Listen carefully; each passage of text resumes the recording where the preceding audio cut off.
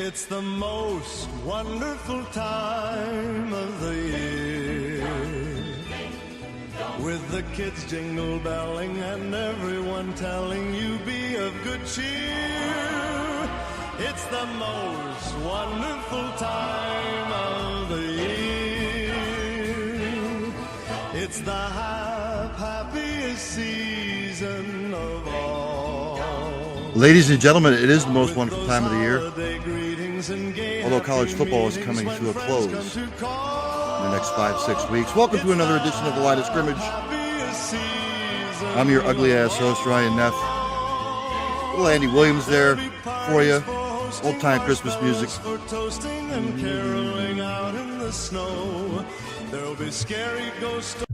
Yes, it is the most wonderful time of the year. It's bowl season and playoff season in college football. Really, it's the most wonderful time of the year of football from early September till the beginning of February. But ladies and gentlemen, again, welcome to another edition of the Line of Scrimmage. This is the bowl game and playoff special. We have many guests coming up, but breaking news.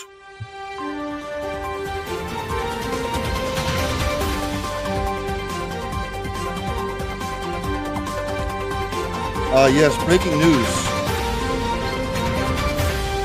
Bill Belichick is finalizing a deal to be the North Carolina head coach. Doesn't make any sense to me. You're going from 73-year-old Mac Brown to 72-year-old Bill Belichick.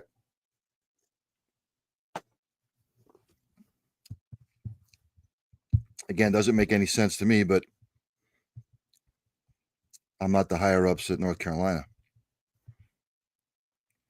Doesn't really say anything about details of the deal. Just reading over some of the stuff here.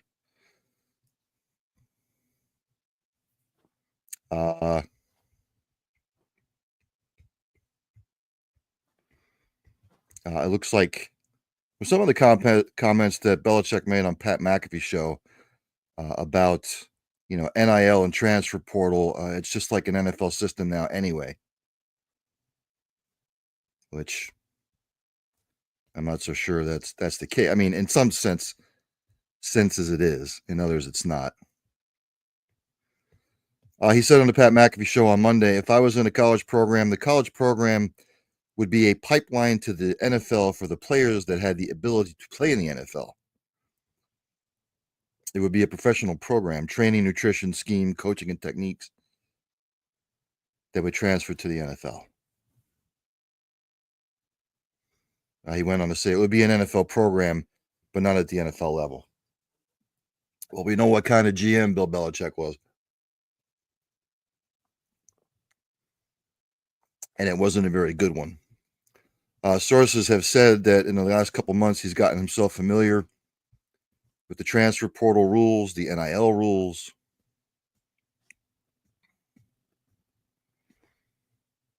And again, I know his father was an assistant coach back in Carolina for North Carolina back in the 50s. So he has some ties through his father. North Carolina has not won an ACC title since 1980. Hey, look, I hope it works out for them. I think they could have gone for in a younger direction.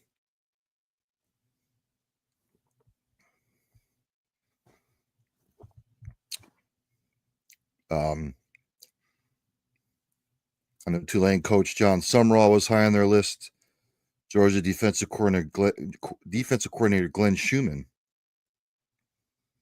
head coach of Army Jeff Monken, and Steelers offensive coordinator Arthur Smith. Smith indicated that he would stay with the Steelers, and Tulane reached an agreement in principle with Sumrall for a contract extension. But still,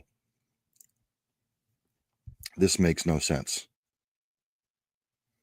He is the oldest head coach in FBS. He's 72. Kurt Ferentz at Iowa is 69. Casey Keeler at Temple is 65. Kyle Whittingham at Utah is 65. And again, I hope for North Carolina's sake, they know what they're doing.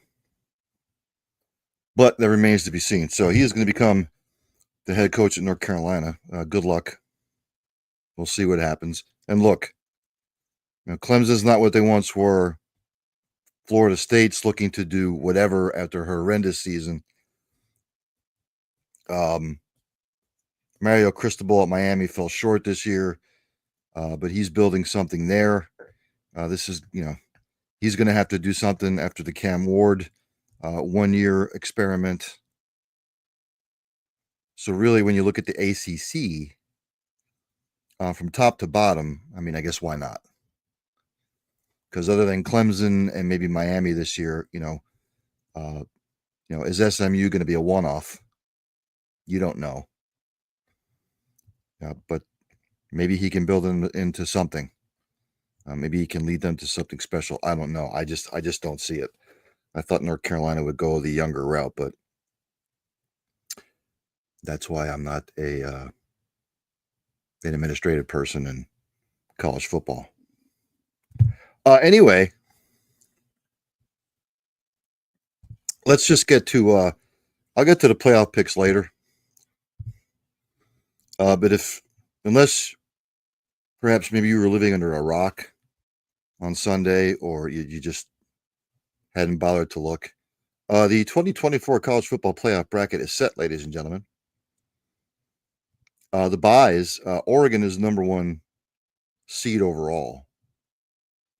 Georgia's the 2 seed. Boise State's the 3 seed. Arizona State the 4 seed.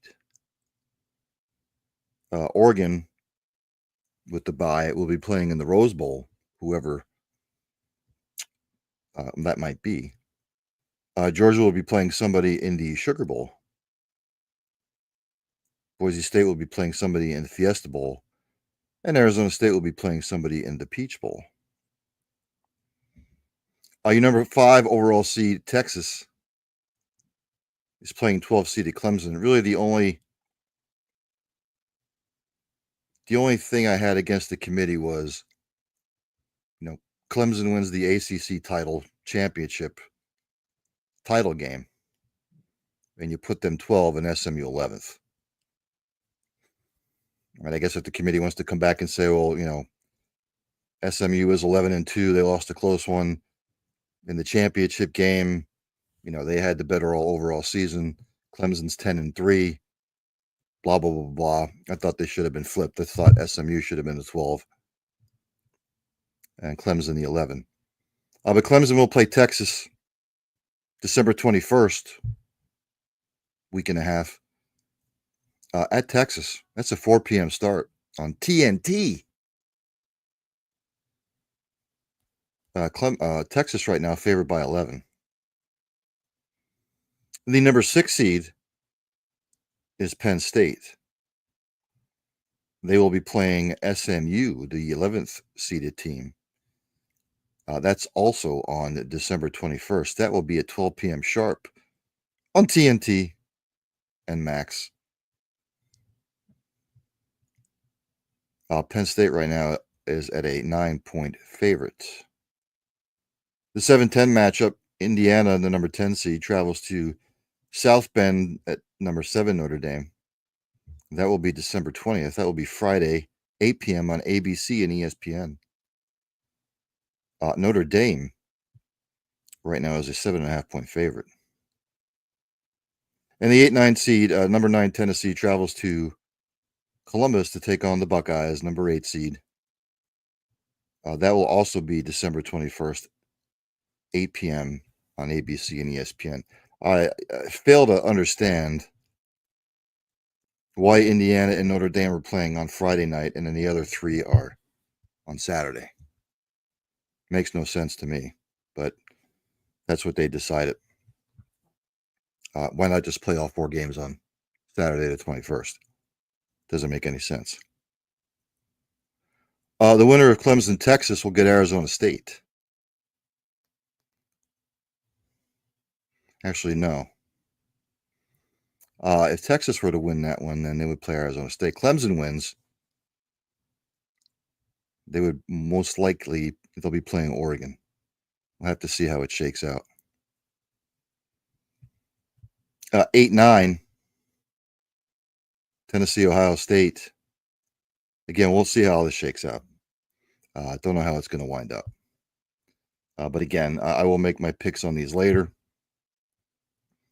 Again, welcome to the college football playoff and bowl game special.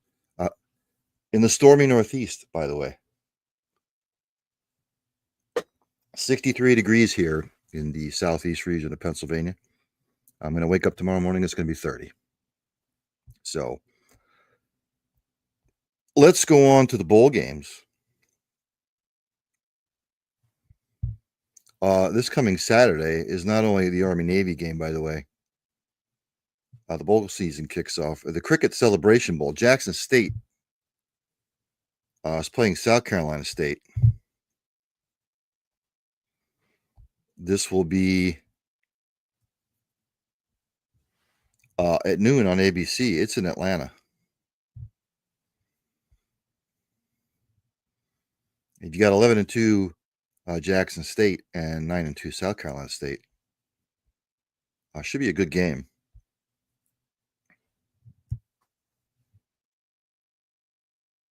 Don't know much about these teams, to be quite honest with you. I am going to go with Jackson State on this one. And give me just a second. Yeah, again, I don't know much about the teams, but I'm going to go Jackson State just because I had the better record. I know that's kind of crappy for me to say, but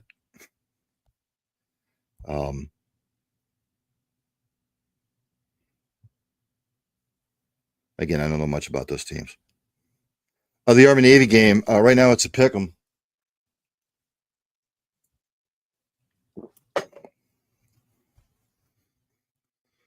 I'm going to go Army.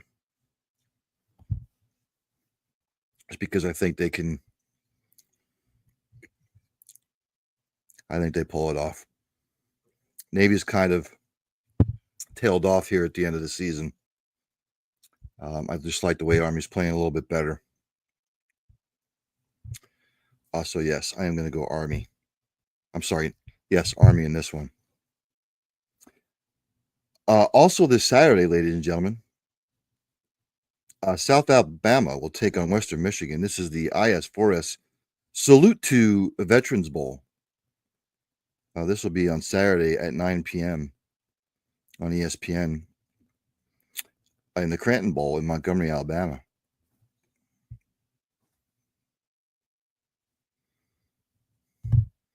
Both teams, I believe, if my iPad here will cooperate with me. Yes, both teams 6-6, both bowl eligible. I don't think Texas, I'm sorry. South Alabama expected a better season. I think Western Michigan was considering a little bit better season. Decent matchup, though. I will go to the stats for you.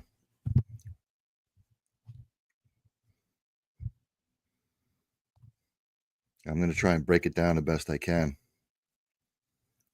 If you're looking for yards per game offensively, South Alabama is 38th in the country. Western Michigan is 100th. Rush yards per game. South Alabama sitting 36th across the country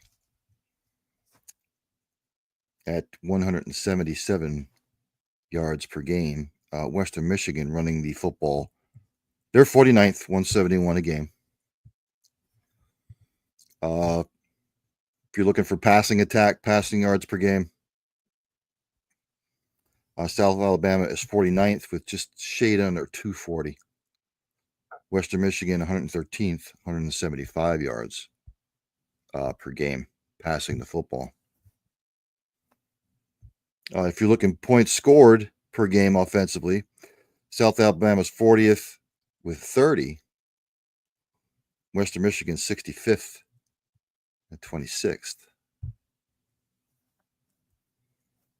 Defensive-wise, points per game against, South Alabama ranks 73rd at 26th. Western Michigan 103rd at 31. If you're looking for like overall defense here, I'll just break it down. Opponents' yards per game. South Alabama defense ranks 101st nationally with 415 yards allowed per game. Western Michigan 103rd with 414.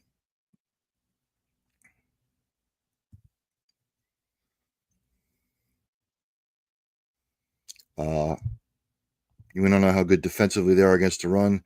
South Alabama is 70th, allowing 154 yards a game. Western Michigan ranks 107th with 190 yards allowed.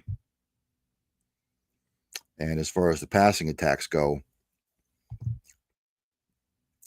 South Alabama is 117th in the country, 260 yards per game. Western Michigan ranks 72nd at 227 yards per game. Look, as far as I'm concerned with this particular bowl game, evenly matched. I like South Alabama's offense a little bit more than Western Michigan's. Right now, the line, South Alabama is favored by 10. Well, it opened at 10. It has come down somewhat to about 7 or 7.5. So people laying their money on Western Michigan to cover the spread. Again, I don't know about spread-wise, but I do think South Alabama will win this game. Probably Western Michigan will cover. But again, this is at 9 p.m. on Saturday.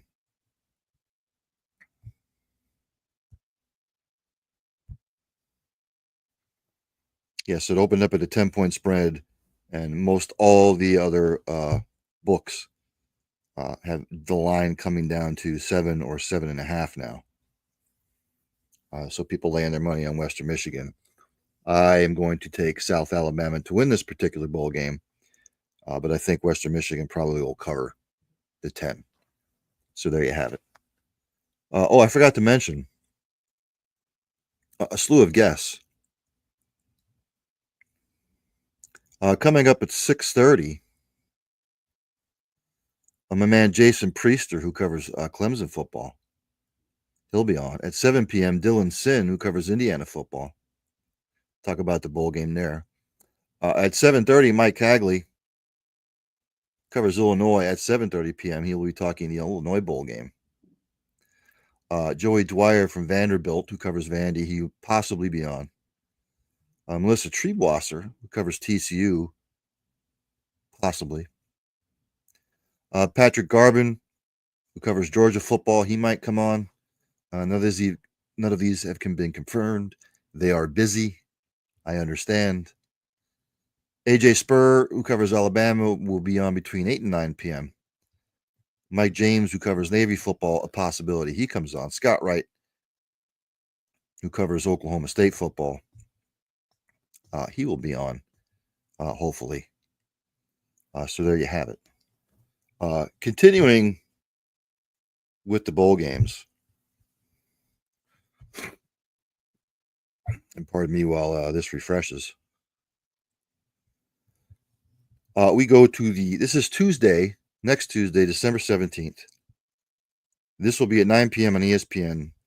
We got the Memphis Tigers playing the West Virginia Mountaineers in the Scooters Coffee Frisco Bowl. Again, 9 p.m. ESPN.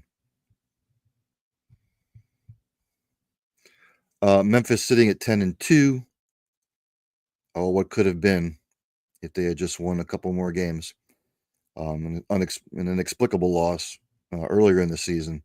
Memphis ranked 25th, 10-2. They are taking on the West Virginians. West Virginia University Mountaineers. West Virginia qualified bowl eligibility. They're 6-6.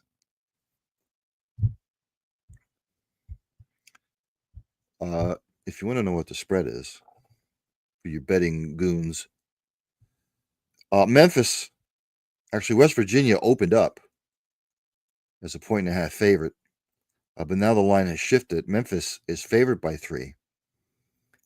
because people are defecting and entering transfer portals. So you're going to see a lot of this. Memphis at 10-2 probably has something to play for. Win the bowl game, be 11-2. It's a hell of a season. But West Virginia, because the line has shifted so much, probably because a lot of kids have entered the transfer portal, I would imagine. If you go look at the transfer portal, it's effing insane, just like it was last year. And Lane Kiffin from Ole Miss has said it's not right that the first transfer portal window takes place before the bowl games, which I agree with him. I think that it should be after the bowl games, the first one. But again, Memphis now favored by 3. If you want to break down the stats like I always do, looking at stuff. Offensively, yards per game, Memphis sits ninth, 449 yards per game. West Virginia sits 66 at 380 yard total offensive yards per game. Rushing yards per game,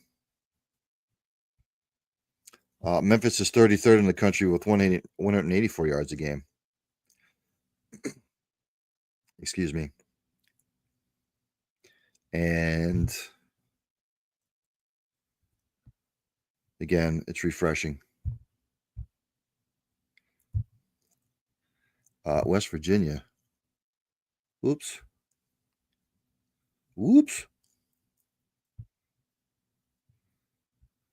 If I can just get to it, just bear with me. West Virginia, 32nd in the country running the football, 184 yards a game. Passing offense, passing yards per game. Memphis is 25th at 265 yards. West Virginia, 97th, 196. Points per game. Memphis is 14th in the country at 35 or 34 points a game, 34.7. West Virginia, 66th at 26. Defensively, Memphis is 58 in scoring defense. They allow about 25 points a game. West Virginia,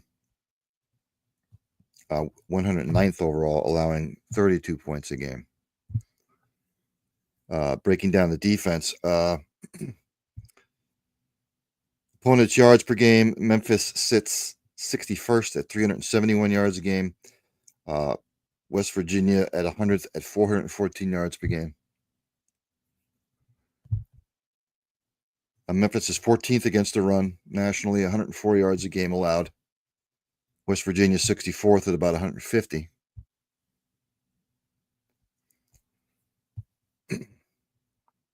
And defending the pass, Memphis ranks 119th, 264 yards a game.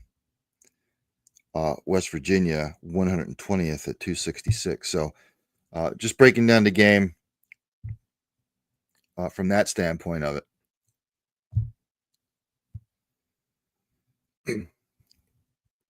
I think West Virginia comes away with the win.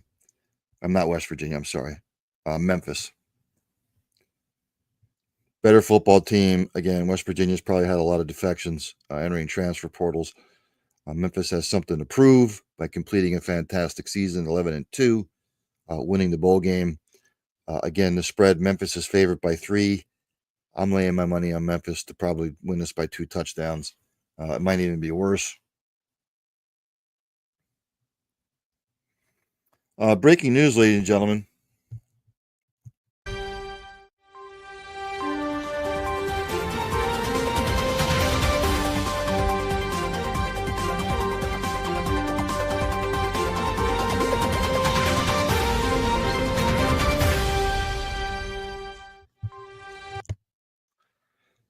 Reported here,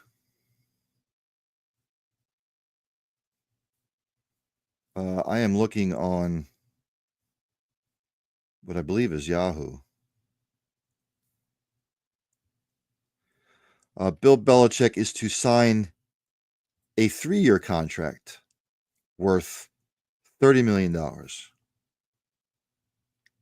So about $10 million a year. So it's only a 3-year contract.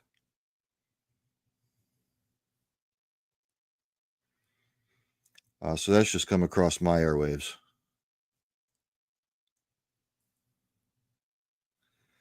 Yeah, 3-year, $30 million. It puts him 6th on the list of highest paid coaches in college FBS. So there you have it. More and more details will come out. Anywho, again, I think Memphis covers easy. I think Memphis wins easy. I'm not going to give you a score. I just think Memphis wins the football game. Next Wednesday, December 18th, 2 bowl games. We've got the Boca Raton Bowl, ladies and gentlemen. That would be in Boca Raton, Florida. At FAU Stadium at 5:30 p.m. on ESPN, we've got Western Kentucky playing James Madison. Western Kentucky was 8-5 overall in the year. James Madison was 8-4 overall on the year. The spread opened. James Madison was favored by 3. The spread's now jumped up to 8.5. James Madison favored by 8.5. Why? Because Western Kentucky, again, probably a lot of kids entering the transfer portal from Western Kentucky. You see that big of a jump? Opened James Madison a field goal. Now it is all the way up to James Madison favored by 8.5. If you want to know the statistics, offensively, overall yards per game, James Madison was 33rd with 421 yards per game. Western Kentucky 75th overall, 370 yards per game. Just breaking it down for you. James Madison running the football, they were 23rd in the country with 195 yards a game.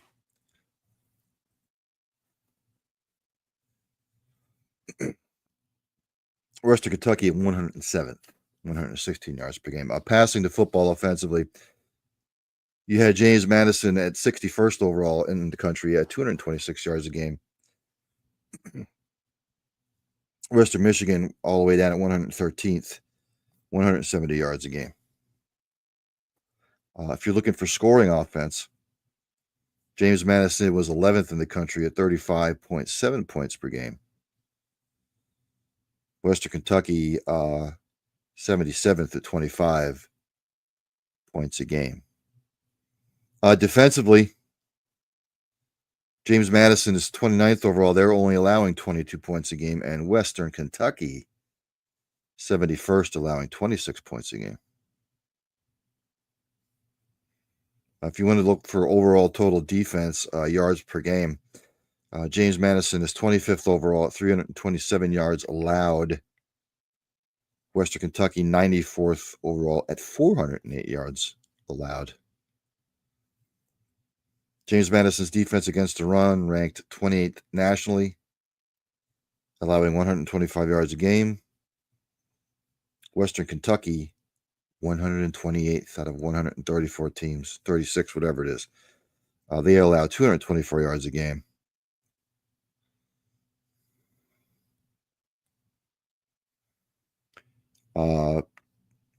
James Madison's pass defense ranked 37th overall, 202 yards allowed. Western Kentucky, 18th overall, 183 yards allowed. So again, you see the spread jump that much. Again, it opened as 3. James Madison now favored by 8, or what was it? Sorry. They're favored by 8.5 now. So, look, if Western Kentucky's having that many defections, James Madison all day long. Give me James Madison minus the points. I think James Madison will probably win big. Ladies and gentlemen, I see him in the green room. He's on the road. He's on his car phone, most likely. have him drive safe. But before I bring him on, we've always got to do this. We've got to play the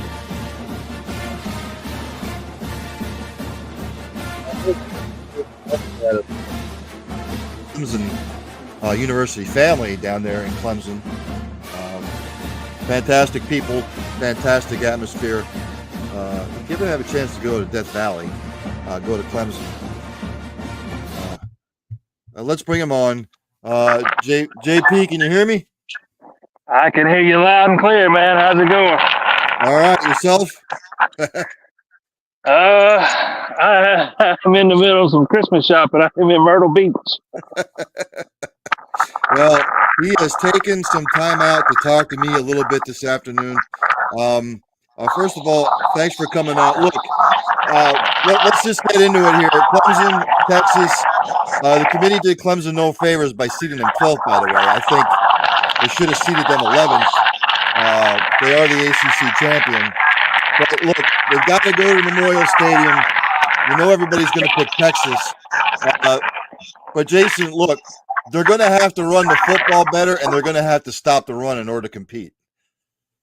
Yeah, they're going to have to get creative in ways, to get that running game going. Phil Moffitt is just not heavy, and he's been kind of the lone featured back there this season. He's playing through some pain right now, and I think it's just gotten worse as the season progressed, especially over the past month or so, and you can see it. Then the backup, Jay Haynes, goes down in the ACC championship game. Does not look good for his chances of playing in a couple of weeks. Garrett Riley's going to have to get creative in some of the things he does. Maybe trying to attack the perimeter and get those guys moving sideline to sideline, and some pop passes and reverses. Or I don't know what he's going to have to do. Maybe get Cade running a little bit more. That's something I would like to see. But he's definitely going to have to do something, because you can't be one-dimensional against that Texas defense. They'll just eat your lunch. And, yeah, they got to stop the run, too. I thought they did a pretty good job of that Saturday night through the first 2.5, 3 quarters. And then, once again, we saw a fourth quarter collapse. We saw it against SMU. We saw it against South Carolina. Pitt was able to run the ball on them, with some success in the second half.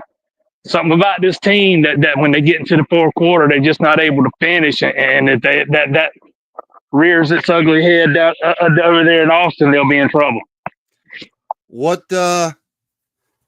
happened to the rush defense, Jason? Because when I was down there for the Citadel game, I mean, Citadel was running all over them. Yeah, the run defense has just been up and down all season long. The defensive line gets a little over aggressive and gets out of their rush lanes, and it leaves things open for the quarterback. Particularly running quarterbacks have had success against them this year. And when they get, in particular, when they get in a 4-2-5 look and start running some nickel. For the first 3 quarters against South Carolina, they ran out of a base 4-3, and for the most part, they kept those guys in check. Lenore Sellers had some success, make no mistake, but they had held them to 7 points. Then they go to a nickel in the fourth quarter, and all of a sudden, Sellers is running wild, and he brings them back, and they beat them. There's just been some head-scratching things there, scheme-wise, from time to time, but for the most part, it's just a defensive line that over pursues, and linebackers that aren't very gap sound. It's a lot of self-inflicted stuff. Let's talk about Cade for a second. I've seen him play fantastic this year, but then I saw the game against South Carolina. He should have never made that pass. He's going to have to play the game of his life against Texas. Yeah, we've seen Cade take a lot of growth this year. It's night and day difference. He made one that was a bad decision he made against South Carolina. That ball needed to be thrown out the back of the end zone. He'd be the first person to tell you that. And, no quarterback is going to be perfect. But when he made that mistake, it gets magnified because you're down there in field goal range. You got, even if there's nothing there on that play, you throw it away, you still got one more shot in the end zone to win it. You just can't check down there. But overall, he's been really good this year. He's been the victim of a lot of drops, At times, particularly over the past month or so, thought they were much better in the ACC championship game the other night. Only 2 drops by my count. No, excuse me, 3 drops by my count. But and that might sound high to some people, but that's less than what we've been seeing at times against Pitt and Virginia Tech and some of those other teams. But yeah, his pocket presence is so much better this year. There have been so many plays that he's been able to extend, or he gets the ball out of there that last year he was just holding on to it too long and he'd get sacked, or he'd take an unnecessary sack when he could have thrown it away. I mean, we're just seeing him grow as a quarterback. Again, it's a night and day difference compared to what we saw last year. He's so much better at protecting the football. He rarely turns it over. I think he's thrown 5 interceptions this year. That's when you compare it to how many touchdowns he's got, I think that's one of the better ratios in the country. I don't think his let me see if I can say this right. I don't think he gets enough attention for how good he's been this year. Okay. Particularly because he doesn't get. There's been times he doesn't get a lot of help in some second halves, and the offense has been up and down. But a lot of that I don't think is his fault. He can only do so much. Got to have help, and there's been times this year he's not had a lot due to some inconsistencies with that offense. A couple more things, and I'll let you go here. Am I wrong in saying that on both the offensive side of the football and the defensive side of football, they're going to have to take some chances? Yeah, I think they will. I think they need to, yeah, particularly on offense. I think you got to be aggressive, stay aggressive, especially with knowing that Phil Maffa may be, let's just say he's not 100% and probably not even close to it. Again, I think they're going to have to get creative, but I also think they got to be aggressive. That Texas defense is legit, and I know they've not faced the stiffest of competition when you look at some of the offenses they face week in and week out. But when you just turn the film on or the games on and just watch them play, it doesn't matter who the opponent is. It just jumps off the screen at you how good those guys are on that side of the ball. And right. On the defensive side, Clemson's they've got to play fundamentally sound. They just got to be better with some of the fundamental stuff, and if they can do that, I think they'll be all right. But we've not seen a whole lot of evidence of them doing that so far this year. All right, so Clemson pulls off the upset. If what happens, Clemson's going to get clobbered. If what happens, I think if Clemson goes out and can win the turnover margin and not give up a ton of yards on the ground and play some bend but don't break defense, you can give up some yards and stiffen up in the red zone and hold those guys to field goals. Yet at the same time, force a couple of turnovers, you give yourself a chance with a couple of extra possessions. But if Clemson goes out there and they're turning the ball over and they're giving up chunk yards in the running game, they'll get run out the field. Before I let you go, one last thing. Your thoughts on Belichick going to North Carolina? I don't get it. I don't understand it. I think it's a mistake. What do you think? It's going to end badly. That's what I think. I'm right there with you, boss. I don't get it. I just don't understand it. Look, I hope it works out for them, but I'm still trying to wrap my head around it, to be quite honest with you. That is a basketball first school. Always will be. That will be where a majority of the resources and the focus is on. And it won't take long for that to not sit well with Bill Belichick. Right. All right, buddy. Enjoy your Christmas holiday. Enjoy the Christmas shopping, and I'll talk to you later. All right, man. Appreciate you having me on. All right, JP. Thank you. Ladies and gentlemen, that's Jason Priester, covers Clemson football. I've been on the show many times. I'll get to that pick later. No, but he's right. Clemson really needs to stiffen up defensively to stop the run. They're going to have to cause some turnovers. In essence, really, as a 12 seed, every game is your national championship game. That's the mindset they have to have. Anywho, I was talking about Western Kentucky and James Madison, by the way. James Madison will probably win this handily. in the Boca Raton Bowl. In the Art of Sport LA Bowl. Yes, let me read that correctly. The Art of Sport LA Bowl in Inglewood, California. Also on Wednesday, December the 18th. Cal is playing UNLV. This is at 9 p.m. on ESPN.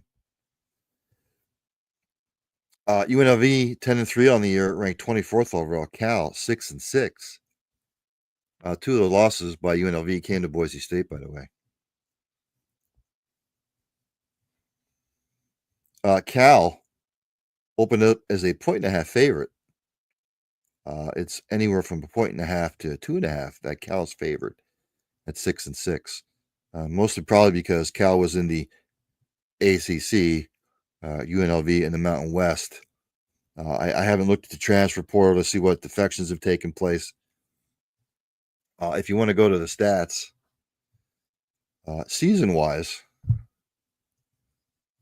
offensively, yards per game, Cal was 53rd in the nation with 392. UNLV 47th at 407.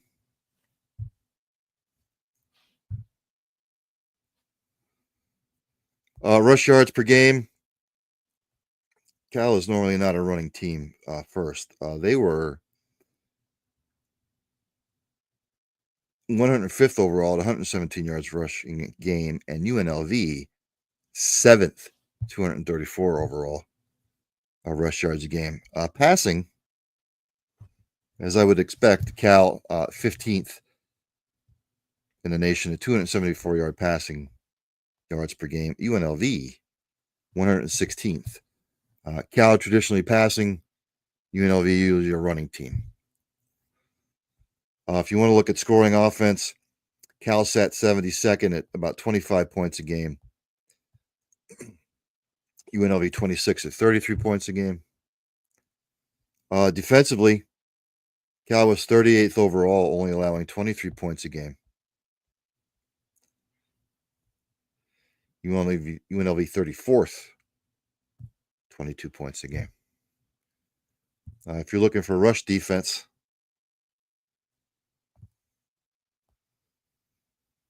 Cal was 35th against the run, 344. This is opponent's yards per game. Cal was 35th defensively at allowing 344 yards a game. UNLV 49th at allowing 356 yards a game. Now, if you're looking for rush yards a game allowed, Cal was stout, 15th in the nation, only allowing 109 yards a game. UNLV 19th, allowing 113 yards a game. Pass defense, Cal was 82nd in the country, 235 yards a game. UNLV 95th, 242 yards a game. Again, spread has been fluctuating. I think UNLV has something to prove. I get it. It's ACC versus Mountain West. I'm taking UNLV to win the game outright. People will call me crazy, whatever. And of course, now my effing pad is frozen. Been aggravating, man. Technology is supposed to make your life simpler. Why can't we get to like the Jetsons, where you just push a button, the pill comes out? But I'm taking Cal. I'm taking UNLV to win outright. I'm not going to give you a score. But Cal will win this bowl game. UNLV win this bowl. Been a long day. Pardonnez-moi. Thursday, December 19th. This will be at 7 p.m. on ESPN2. The R&L Carriers New Orleans Bowl. That'll be in the Superdome. This will pit Georgia Southern at 8-4 against Sam Houston State at 9-3.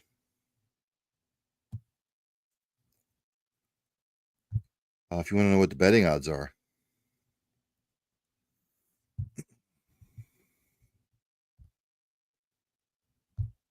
Let's see what it is.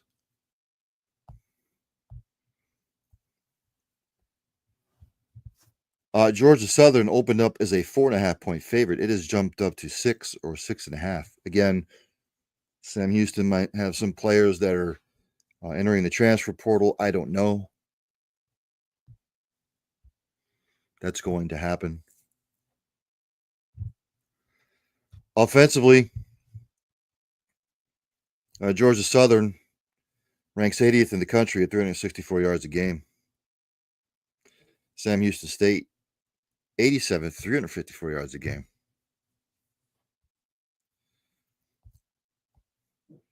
Georgia Southern, it was 100th overall rushing to football, 121 yards a game. Sam Houston State, 26th at 190 yards a clip a game.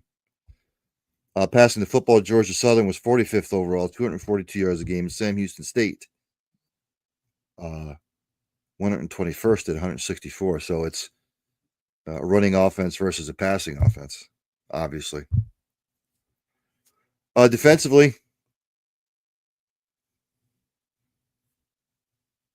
I think this is still defensively.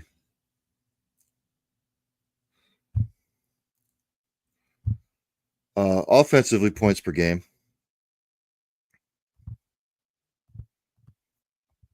Georgia Southern ranked 61st nationally at just a shade under 27 points a game. And Sam Houston State was scoring at a 23 points per game clip. They're 94th. Let's go defense. Georgia Southern ranks 83 nationally at 28 points per game. Sam Houston State defensively giving up about 20 points a game. They rank 17th.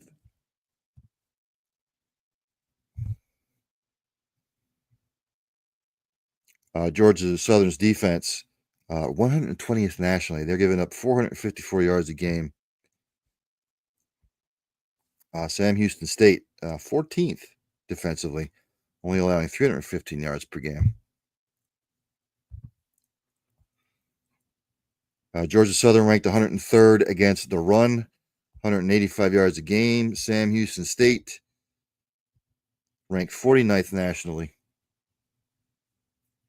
giving up about 141 yards a game. And the pass defense, Georgia Southern, 123rd against the pass, 269 yards a game. Sam Houston State, 9th against the pass, 174. I know some of it's misleading because of the conferences. Doesn't matter. I think Sam Houston State wins this game outright. Do they cover the spread? They are +6. Again, Sam Houston State might have some teams or some players defecting. It's always tough. Picking the games when players are starting to enter transfer portal. People are laying their money on Georgia Southern. Georgia Southern's defense is horrible. But if a lot of players for Sam Houston State are entering the portal, I'll tell you what. Because of that fact, I'll take Georgia Southern to win. I was leaning Sam Houston, but again, because of the transfer portal and whatnot, I think Georgia Southern wins the game. The bowl game.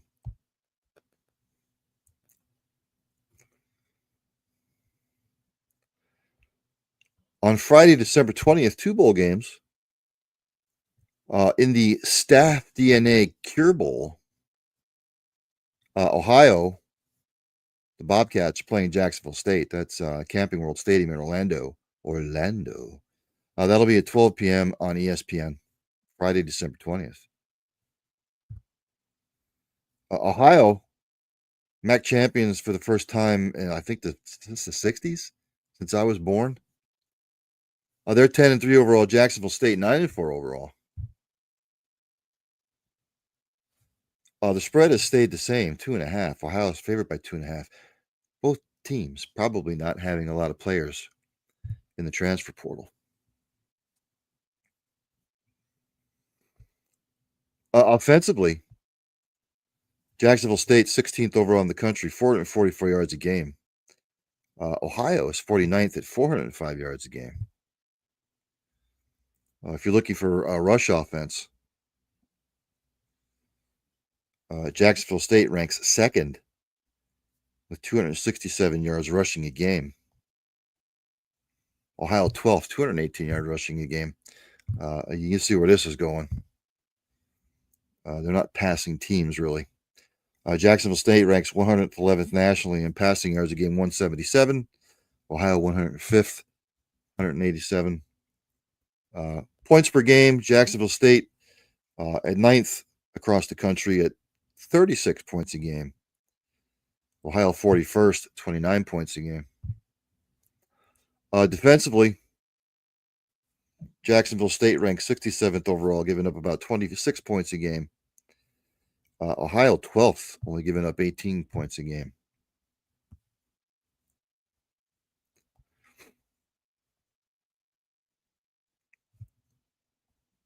Jacksonville State overall defensively wise are giving up about 386 yards a game, and Ohio only 303.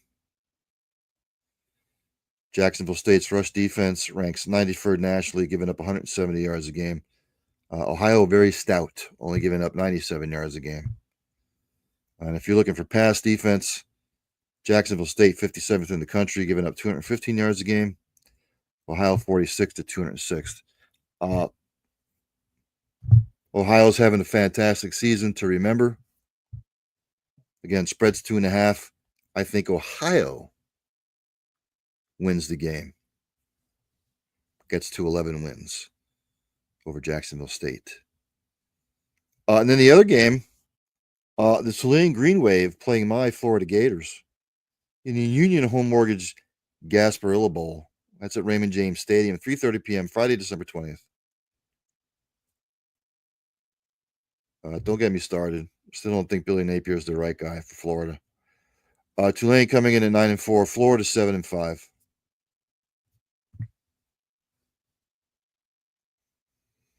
Florida's favored by 9.5. It opened up at 9.5. It's now up to even 13.5. People laying their money on Florida hard.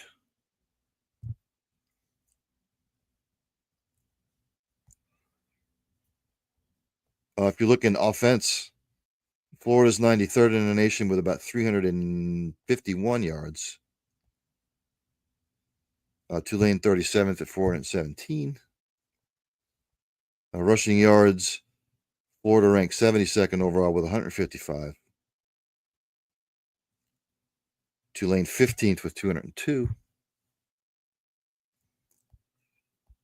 Passing yards per game, Florida ranks 95th with about 197. Tulane 76 with 214. Florida 69th overall in scoring offense at 26 points a game. Tulane 10th at about 36 points a game. Defensively, Florida's given up about 26 points a game, 68th nationally. Tulane 23rd, they're giving up 21 points. Florida's defense giving up about 409 yards a game. Tulane 15th, 316 yards a game. Florida's 84th overall in rushing offense at 165 a clip. Tulane 52nd at 143. If you're looking for pass yards a game, Florida ranks 98th nationally at 244. Tulane 8th. I will say this. Gators better watch out because Tulane knocked off USC 2 years ago. Tulane had a fantastic season. Tulane loves the disrespect. Again, the spread's gone up from 9.5 to 13.5 on some. Again, the Gators better watch out. Some Tulane players maybe defected, entered the portal. I don't know. Most of Florida's players are going to be intact. I think Florida wins. I don't think they cover. Hopefully at 7 p.m., Dylan Sin will be up. I'm going to take a quick 5-minute break. I will be back. What I've got here is and I'm looking for it. Give me just a second to see if I can find it. This is an old skit called Inflationary Language by Victor Borge. He was a Danish comedian, pianist way back in the day. I'll be back in about 5 minutes. Enjoy this. This is funny. Now, in order to synchronize our language with the world surrounding us, I have invented an inflationary language. You know that in the English language are words that contain numbers, such words as wonderful, before, create, and so forth.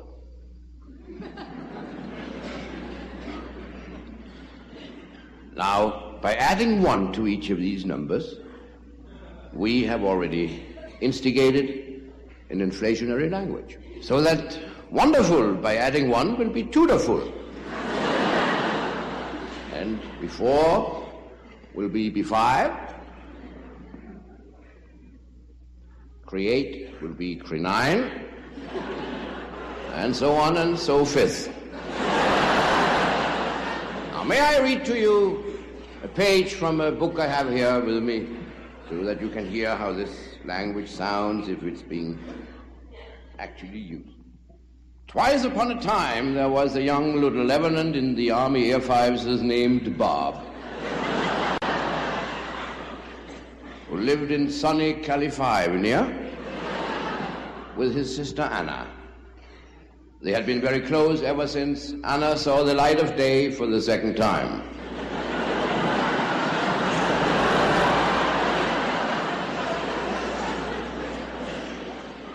They were very proud of the fact that their 5 fathers had been among the creninders of the American Constitution. Tonight they were commemorating her engagement to Don II. Oh, I must explain. He was from South America. His name was Don Juan. Because he goes up 2. Oh, up 1, actually, so it's Don II. An ascertained egotist who hadn't even shown up. The table was beautifully decorated with Anna's favorite flowers, tulips.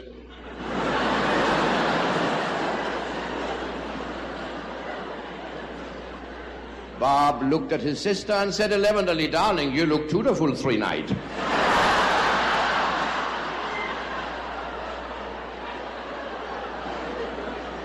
You never looked so lovely before, but you have 3 of the saddest eyes I have ever seen.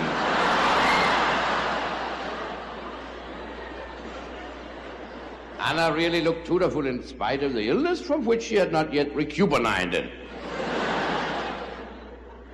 It was midnight. A clock in the distance struck 13. And suddenly there in the moonlight stood Don II, obviously intoxicated. Bob jumped to his feet. "You 3-faced triple-crosser!"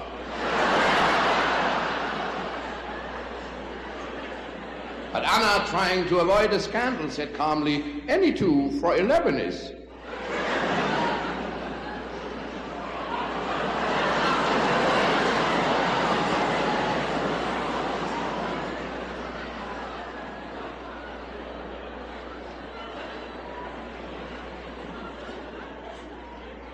Bob grabbed from the table in front of him a piece of marinated herring. But Anna warned, "Don't throw it. Remember, you are an officer in the United States Air Forces."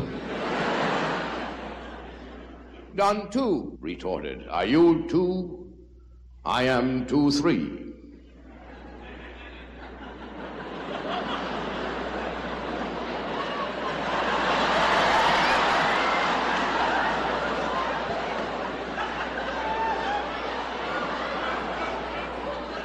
Then he left, and when he was 1.5 way through the door,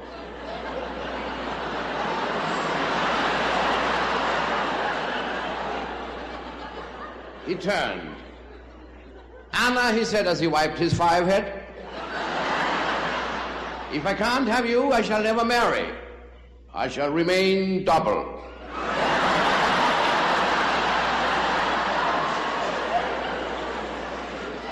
Goodbye, Anna. Toodaloo, thriddaloo, thriddaloo. That was just a little comedy break. Ladies and gentlemen, I see him in the green room. I have to do it because I do it for every guest. We got to do it. We got to play the music. Band, there you go. Strike up the band.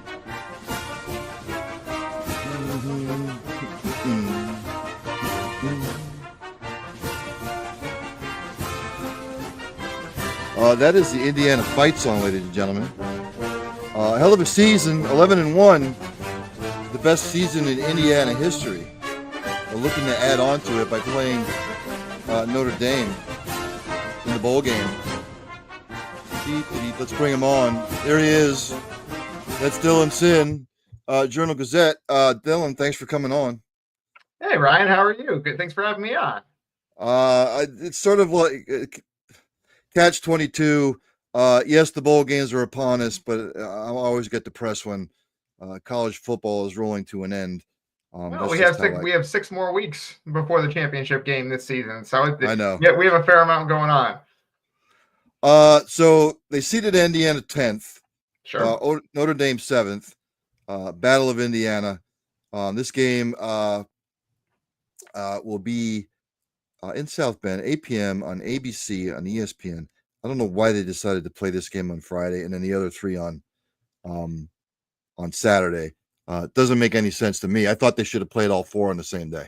Well, the problem is that the NFL has games on that Saturday, so they tried to avoid it a little bit. Okay. And the Friday game, Notre Dame asked for the Friday game. Notre Dame wanted the Friday game all by itself, that kind of showcase. So, yeah, it should be a lot of fun. I think that the very first game of the 12-team playoff era, all Indiana at Notre Dame Stadium, one of the most iconic venues in college sports. I think it's going to be a really exciting atmosphere. I think it should be a lot of fun. So you get one game as a teaser on Friday night and then 3 the next day. They did the same thing for the quarterfinals as well. 1 game on New Year's Eve, 3 games on New Year's Day. So interesting there as well. So Notre Dame opened up as an 8.5-point favorite. A little bit, as far as I'm concerned, a little bit of disrespect toward Indiana. Look, Notre Dame's schedule hasn't been squat. They lose to Northern Illinois. You look at the rest of their schedule. I think Indiana's more of the battle-tested team. Yes, they've got the blunder against Ohio State. We sort of expected that. It's not like Indiana played slouches. What do we make of this game? Because everybody's going to be talking about Notre Dame, 11-1. Look, Indiana's also 11-1. I give Indiana a fighting puncher's chance just from the standpoint of I think Indiana has been the more battle-tested team. I think you can make that case. I think Notre Dame has played some tough teams too. Louisville, Georgia Tech, Army, Texas A&M. Those are all good teams, and Notre Dame beat all of them, a couple of them relatively convincingly. So I do think that Notre Dame has played some tough games, but I do think that Indiana has at least a puncher's chance, if not better, to win this game. I think that a lot of it is going to come down to the battle up front when Indiana has the ball. I think Notre Dame's defensive line is one of the best in the country. And could theoretically do to Indiana what Ohio State and Michigan were able to do, which is put Curtis Rourke in real danger on a lot of different snaps. And so Indiana has a couple of weeks to figure out basically how do we prevent that from happening again, right? Because it took them out of the game against Ohio State. It almost cost them the game against Michigan. Now, part of that was because they had an injury on the offensive line around that time, and that was a problem. Their left guard is out for the season. They have a backup in there who is a tested player. He's a good player, but they're trying to gel. So you'd think that having some time to figure that out over the course of a couple of weeks would help Indiana. So we'll see. I think that is a huge piece of this game. I also think that if Indiana can protect Curtis Rourke a little bit, they could win on the outside, because I think Elijah Surratt and Omar Cooper Jr. are 2 of the best receivers in the Big Ten. They're both very good. And Notre Dame is a little bit weaker at corner because of the injury to Benjamin Morrison. So I think we saw a little bit of that against USC. So if Indiana can protect Rourke, they're going to score some points in this game, I do believe. And then it's just a question of whether they can stop the Irish. Indiana has the number 1 rush defense in the nation, only giving up 76 yards a game. Notre Dame likes to mix it up a little bit, especially with Riley Leonard. Fair to say that if Indiana can control that part of the line of scrimmage, that they're going to be in this until the fourth quarter? I think that's extremely fair. It's interesting because Notre Dame has one of the best rushing attacks in the country. Jadarian Price and Jeremiah Love are two of probably the 10 best running backs in the country, both of them. And then you add Riley Leonard into that mix. That's really, really potent. But they haven't seen a rush defense as good as Indiana's basically all season. Now, the flip side is Indiana has not seen a rushing attack and an offensive line as good as Notre Dame's all season. And that includes Ohio State, because Ohio State cannot run the football right now.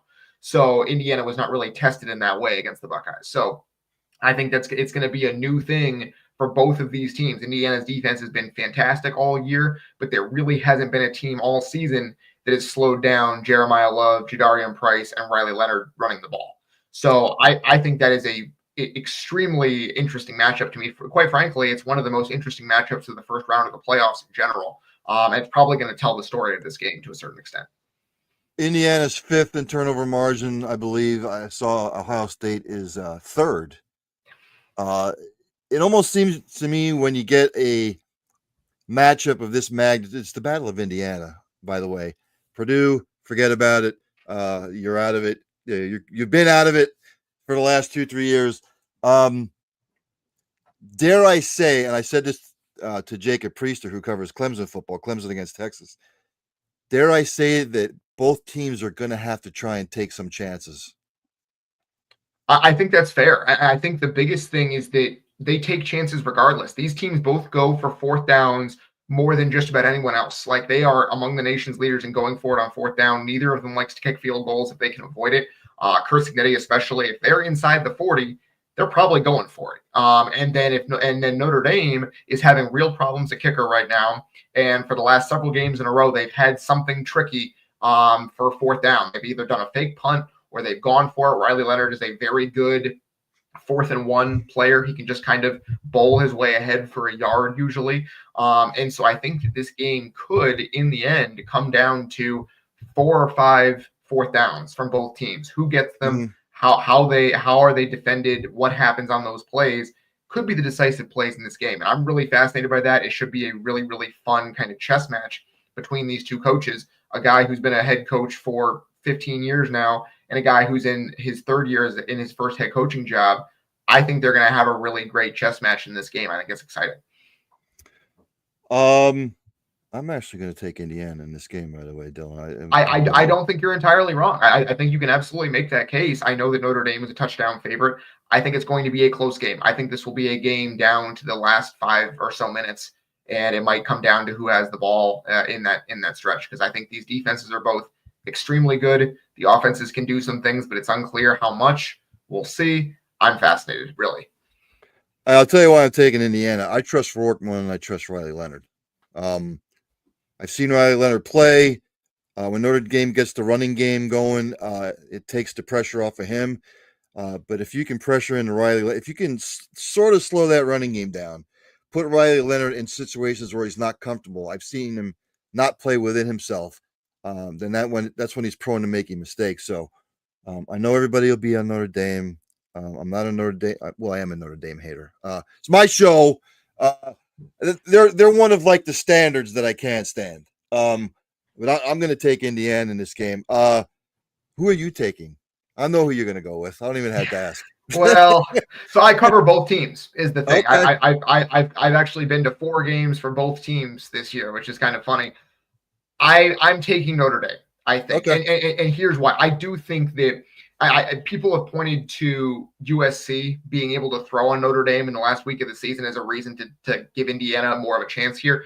The problem is that Howard Cross, Notre Dame's All-American defensive tackle, was out for that game. He didn't play. And he is expected to play against Indiana. And I think that part of the reason that Notre Dame was susceptible to the pass in that game was because they weren't able to get a ton of pressure on Jaden Mayava, the USC quarterback. And so he was able to kind of sit back there and throw deep, and was able to really take advantage of those corners that Notre Dame has that are young and inexperienced.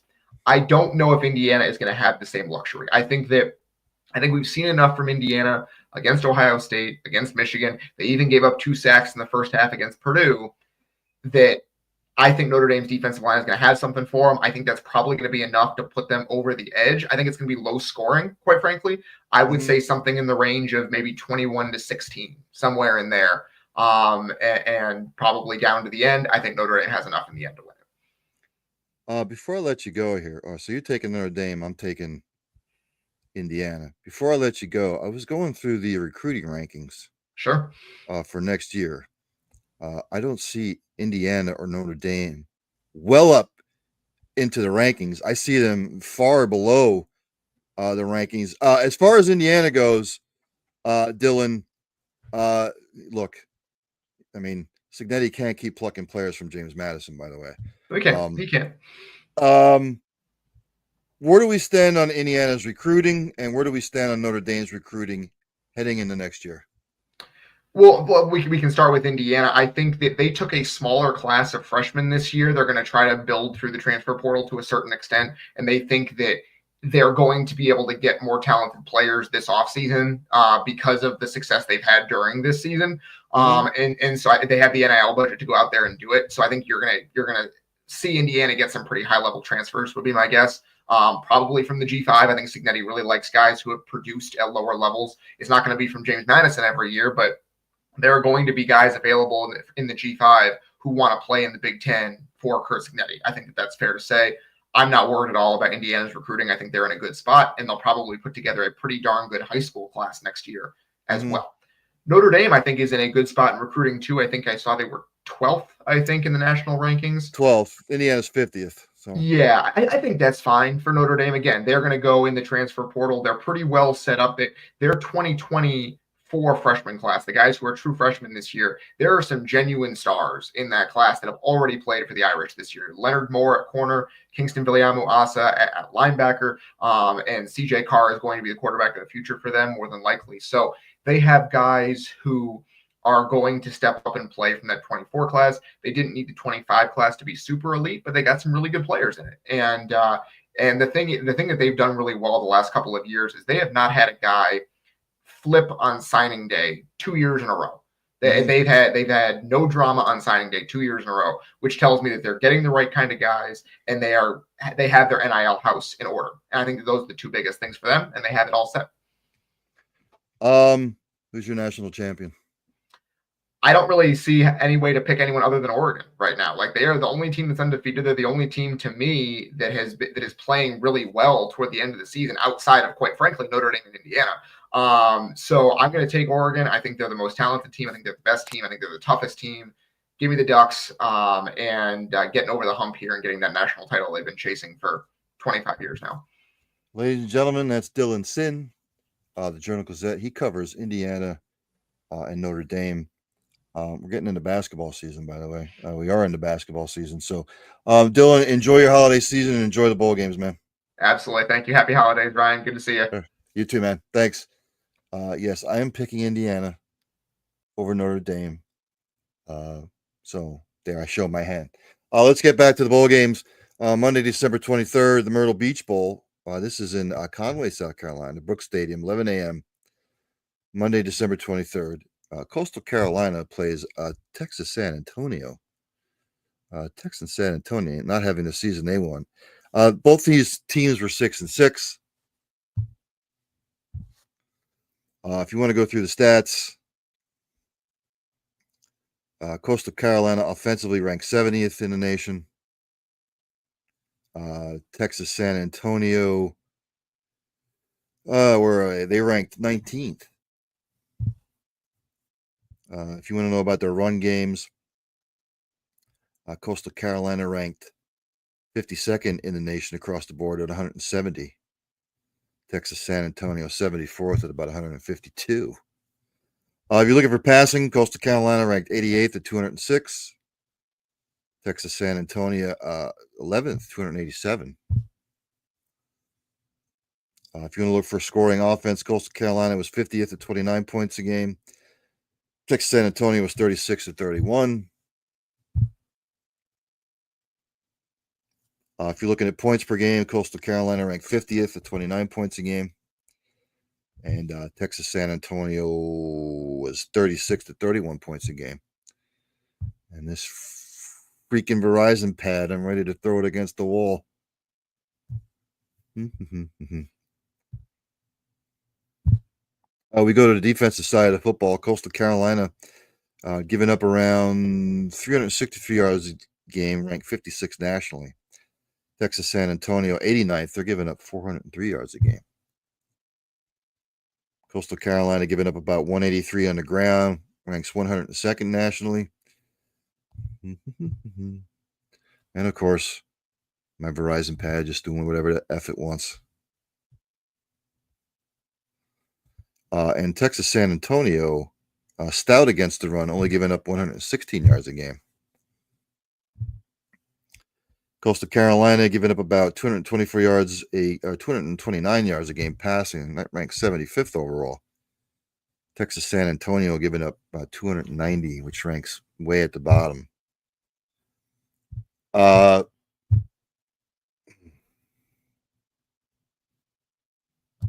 Let's see what the spread is. I'm getting transfer portal news all over the place.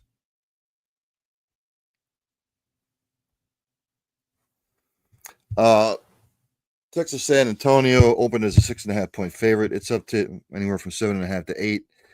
I think Texas San Antonio wins. Do I think they cover? I don't know. But I think Texas San Antonio wins outright. So there you have it.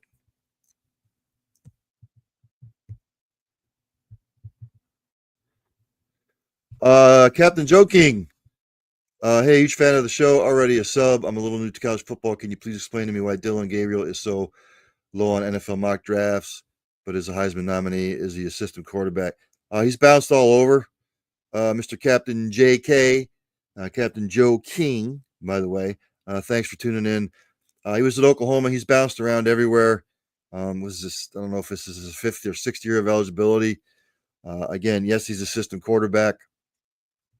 I thought Caleb Williams was a system quarterback. I didn't think Caleb Williams was that great coming out of college. I was high on Bo Nix. I was high on Drake May, Jaden Daniels. I thought Drake May was the cream of the crop. He might still be. But Dylan is short. He's a lefty. Does he win where he goes? Yes. But again, when he's found the situation not suitable, he's bounced around. Sorry, I didn't see your comment earlier. But anywho, anytime you have a coach like Dan Lanning, if you want to call him assistant quarterback, he probably is. Bo Nix was in the same system last year. I'm not saying that he can't do well in the NFL. I thought Bo Nix would struggle in his first year. He hasn't. He's proven me wrong. So maybe Dylan Gabriel can be a little better. Let's see. My man Patrick Garbin, he's not coming on. And again, people are busy covering college stuff, and I get it. So he won't be on to talk about Georgia. So that's fine. Let's get back to the bowl games. On hopefully till 9 o'clock. I will try and stretch this out. I don't know if I can or not. The famous Idaho Potato Bowl. This will be in Albert Stadium in Boise State, Boise, Idaho, on the Blue Monster turf. Northern Illinois will be playing Fresno State. Northern Illinois coming in at 7-5. Fresno State at 66. Let's go to the spread, see what it is. Northern Illinois opened up as a 1.5 favorite. It's up to 3. People laying their money on Northern Illinois, which tells me that Fresno State probably has players in the transfer portal. Go figure. If you want to break the game down by stats, Fresno State overall offensively, 111th in the country at 326 yards a game. Yes. Northern Illinois with that big win over Notre Dame. Where are they here? They are 89th overall in the country at 354 yards a game. Rush yards per game. Fresno State, a measly 91 yards a game. That ranks 125th. Northern Illinois, who traditionally likes to run the football, they are 19th overall in the country at shade under 200 yards a game.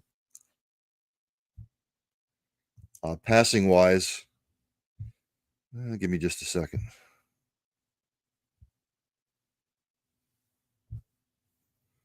And as always, I appreciate anybody who tunes in. Fresno State passes the ball at about 235 yards a clip, ranks for 54th. Northern Illinois, 123rd at 156. Again, Northern Illinois, traditionally a running team. If you want to look at how many points per game, we're talking Fresno State, about 25 points a game, which ranks 80th across the nation. Northern Illinois, 106th. Not really scoring a lot of points this year. If you want to go to the defensive side of the ball, Fresno State giving up about 344 yards a game. That's 35th overall. Illinois, 4th in the country, only giving up 279 yards a game. So, stout defense. Fresno State's run defense ranks 50th, giving up about 141. Northern Illinois, 17, 113. Pass defense, Fresno State ranks 42nd overall at 203 yards a game. Northern Illinois, 6th.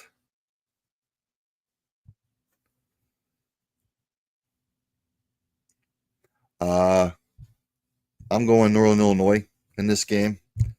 I think they have the better team. Again, with the transfer portal, X, Y, and Z, I don't know. If you go to the transfer portal right now, there's hundreds upon hundreds upon. It's too much to keep up with. But I am going to take Northern Illinois in this game. Tuesday, December 24th, the Hawaii Bowl.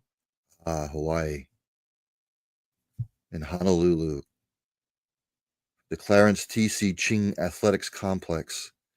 8 p.m. and ESPN. South Florida, who has to travel from Tampa all the way to Hawaii to play San Jose State. Obviously, the committee doing them no favors, sending them all the way over there. South Florida with a 6-6 record. San Jose State at 7-5.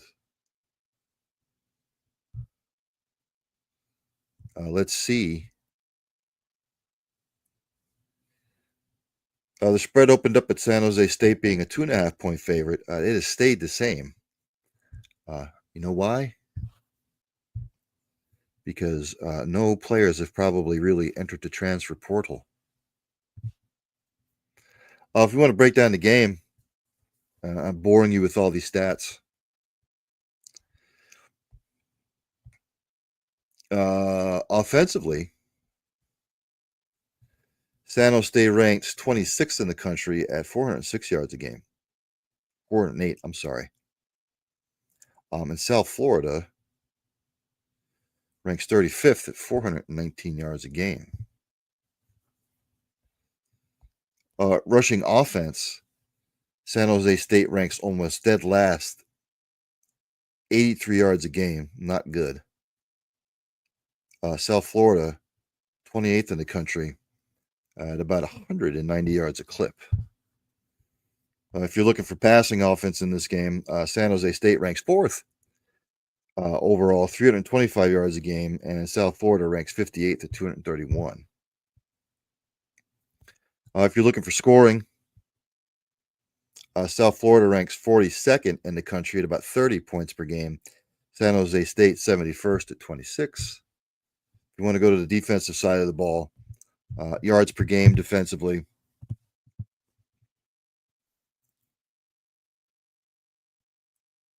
South Florida, a bad 125th, 123rd in the country. They give up 460 yards a game. San Jose State, 82nd at 396 yards. Rush defense. South Florida ranks 86th in the nation, giving up 168 yards a game, and San Jose State 74th at 158. And pass defense, South Florida 133rd in the country at 293. San Jose State 83rd at 237.5. Again, I am going to take San Jose State in this game. A lot of travel for South Florida, although they'll be acclimated. They'll be on vacation, as I'm sure San Jose State will be. But I'm going to take San Jose State to win the game outright. Coming up, hopefully at 7:30. I don't think my Verizon pad is going to last. Mike Cagley, who covers Illinois football, Mike James is actually in the green room. I can see him sitting there. But as we do with everything, where is it? I have to look for it. Oh, give me a second. We've got to play it as I do with everybody. Strike up the band, ladies and gentlemen. I see him in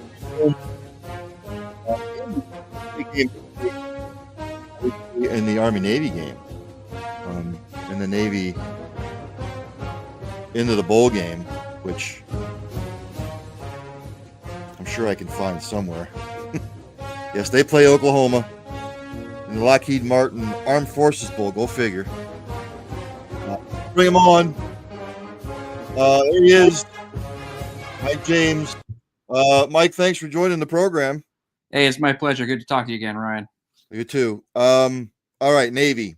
Started off strong, tailed off a little bit. Nothing would please Navy fans more, midshipmen across the globe, if they can knock Army down to their second loss, obviously. Let's talk about the Army-Navy game first. Look, we know what Army's going to do. We know what Navy's going to do. It's just a matter of who's going to be able to win in the trenches against one another. Look, Army's going to run it. They might mix in a pass here every once in a while. I think Navy is a little bit more balanced than they've been in previous years. But look, each team knows what they're going to get. What does Navy have to do to slow down Army heading into the fourth quarter? So I actually think that this game has a little bit of more of an element of the unknown than in past years, really, because there are two new offensive coordinators. And while Army and Navy are kind of two sides on the same coin, they run a lot of the same stuff, but Army tends towards power and Navy tends towards more spread out and maybe a little more passing. I think one of the interesting things about this game is, with the new offensive coordinators, there's a certain element of what have they saved up for this game. I think, and from Navy's perspective, I think what they're hoping for, if you look in the past, they have come out and lined up in some crazy stuff that you've never seen before. Just for the Army-Navy game, because they usually have a bye week beforehand, and they wanted it. The teams are so familiar with each other that the game often comes down to, well, what can you surprise them with? But I think with the new offensive coordinators, and this could be the case for Army as well, is that they could have some things just in their base offense that they just haven't shown yet. And I think that will actually make some of these things a little more effective. So I'm excited to see the different elements, and we actually saw this a little bit when Navy played Air Force. That's another game that historically Navy's had a very difficult time moving the ball, and they ran and threw all over the place in that game.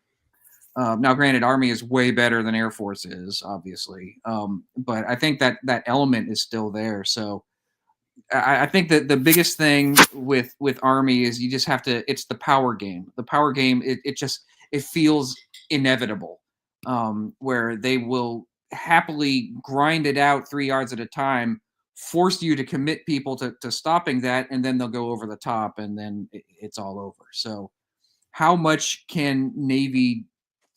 The key to the game for Navy is can they contain that power, get Army off schedule without having to commit extra players to do that and opening themselves up. But I mean, that's not brilliant analysis. That's what every team faces, and so far, none of them, other than Notre Dame, has been able to stop them. So, I would dare to say that Navy is going to have to take some chances in this football game, wouldn't you? Yeah, I would think so.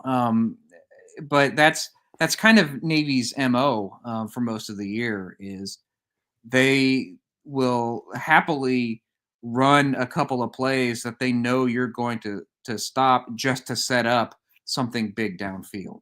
Mm-hmm. So I think that would be the case whether Navy was playing Army or not.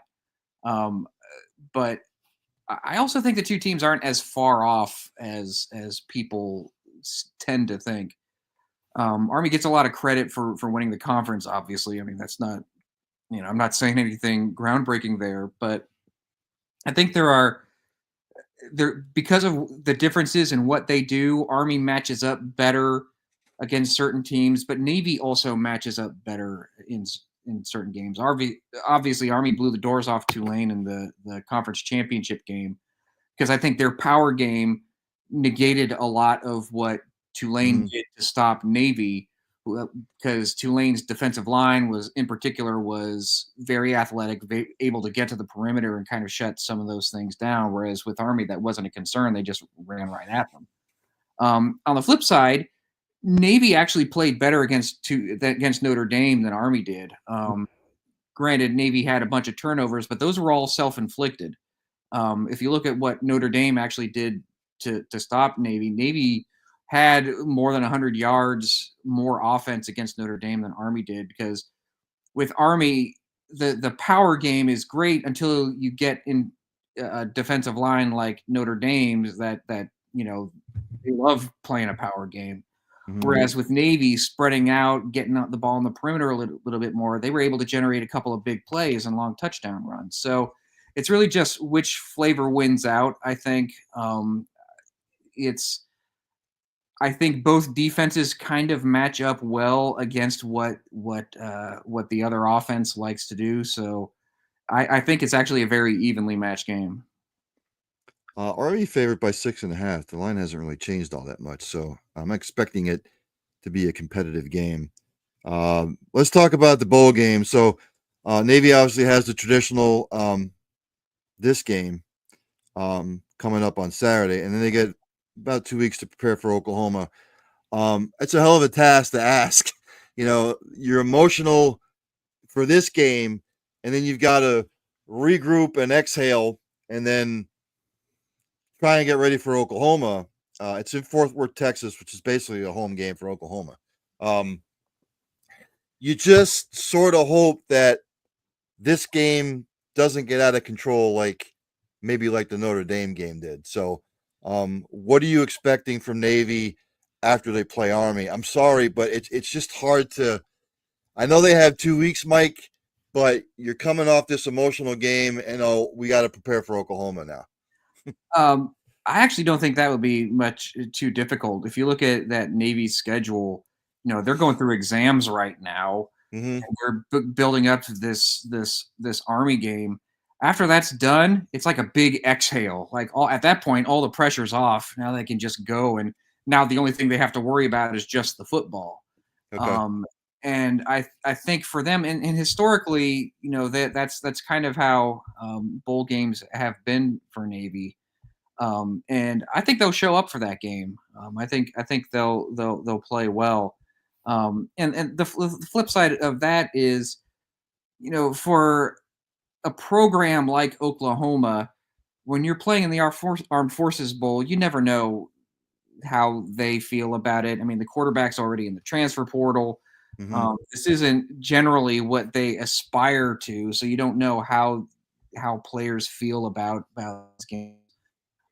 But for Navy, they're going to be amped up. This is a great opportunity for them. One of the fun things about bowl games is getting matchups like this that you never see. When is Oklahoma and Navy? When are they ever going to play? So, this is the fun of it, and I think a lot of, especially the seniors, the chance to go out against a program like Oklahoma is a great challenge, something that they'll cherish really for the rest of their lives. So.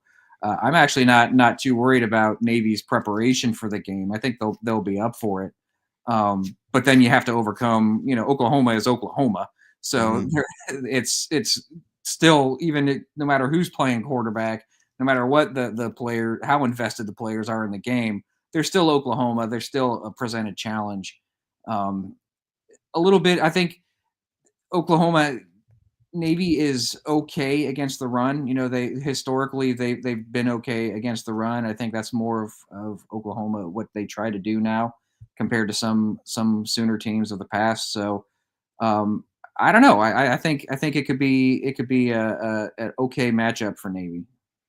Oklahoma opened as a 9-point favorite. It is fluctuating between 8.5 and 9.5. One good thing about bowl games like this, not a lot of kids enter the transfer portal. I would tell people to stay away from looking at the transfer portal because it's a mess. There's hundreds upon hundreds of kids in there. It's ludicrous, to be quite honest with you. Okay, so let's Army Navy. Navy wins if they do this. Navy will not win if this happens. And bowl game against Oklahoma. Navy will beat Oklahoma if. Navy will lose if. All right. Well, let me go through one at a time there. It's in a game like Army Navy, a lot of these games, because so often it's about who doesn't turn the ball over and who does generate big plays. Because there's a lot of 3 yards in a cloud of dust, but when you can pull that surprise, when you can do something that creates that big play.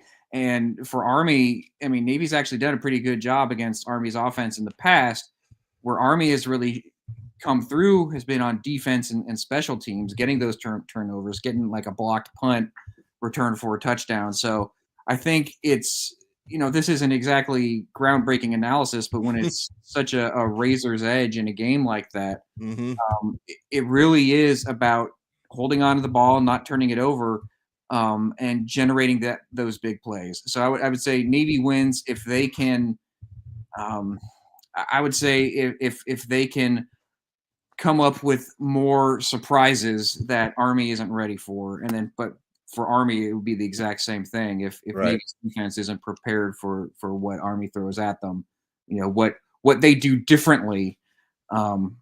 And in that, because Army did play in the conference championship game, I think Navy has a little bit extra time to in the kitchen to come up with something, so that might be an advantage. But I mean, let's be real. Both teams are preparing for this game for a couple periods in practice every week of the year, so it's not that big of an advantage. So I'll say who doesn't. Navy will lose if they're turning the ball over. They'll win if they can come up with some surprises. Okay. Now for Oklahoma, I think it's different. I think Navy has to. That's an interesting question because I haven't even really looked at the matchup that much yet. With what's a bowl game when you have Army Navy coming up.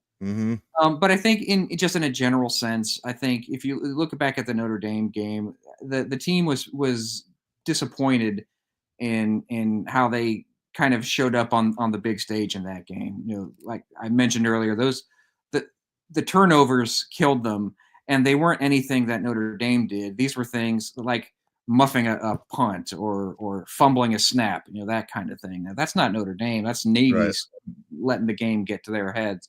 So I think keeping their heads against, seeing the opportunity they have against a team like Oklahoma and not getting overwhelmed.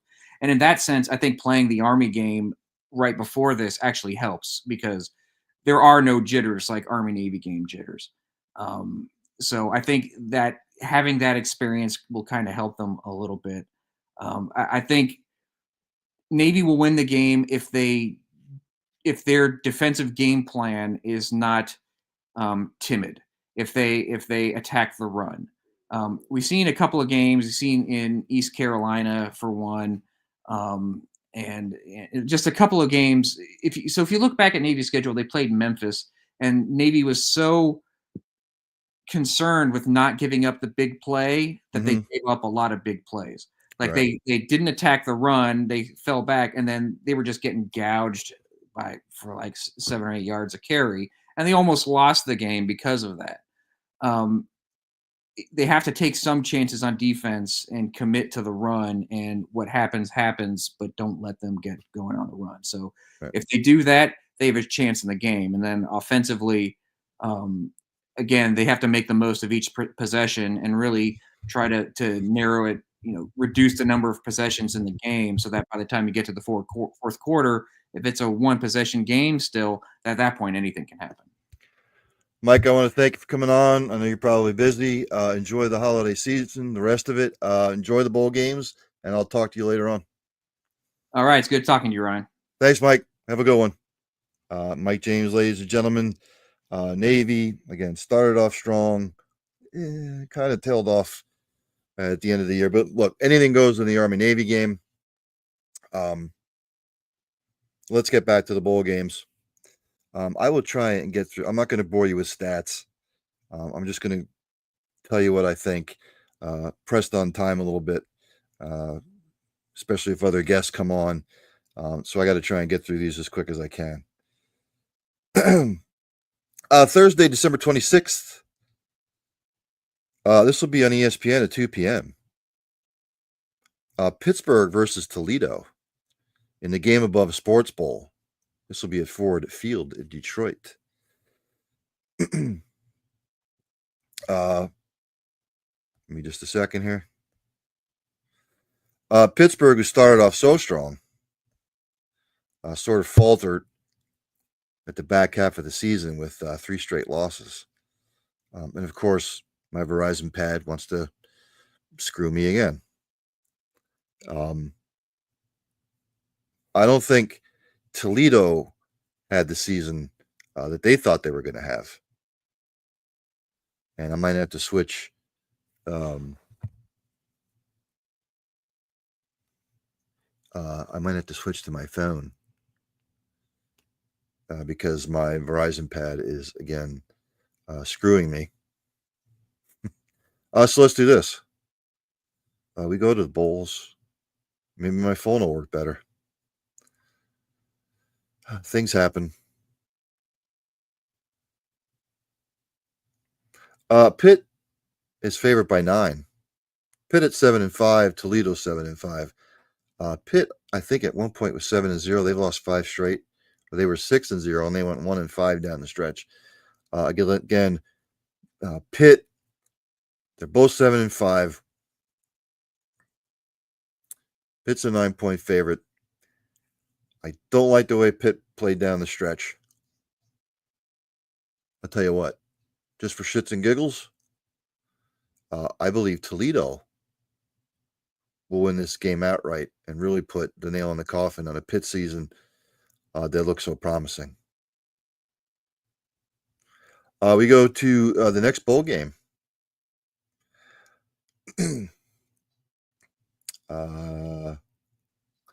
Rutgers and Kansas State. This is the Rate Bowl at Chase Field in Phoenix, 5:30 p.m. on ESPN. Rutgers 7-5, Kansas State 8-4. Kansas State, a season that could have been. Rutgers started off the year 4-0. They went 3-5 down the stretch. I think Kansas was 7-1 at one point. They were 1-3 down the stretch. Neither team playing their best football toward the end. Really, for me, this is going to come down to who's going to win in the trenches.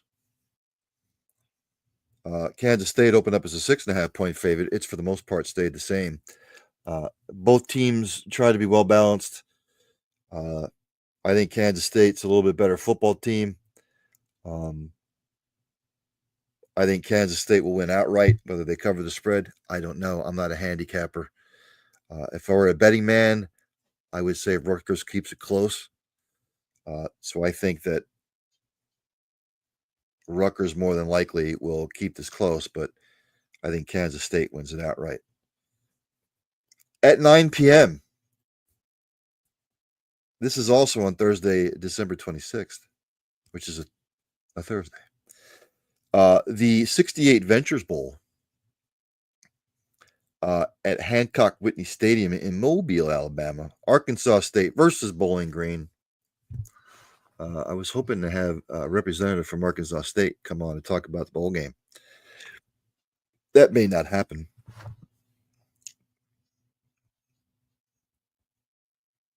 Arkansas State comes in at 7-5. Bowling Green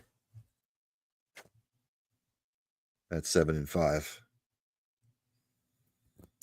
Bowling Green opened as a 6.5-point favorite.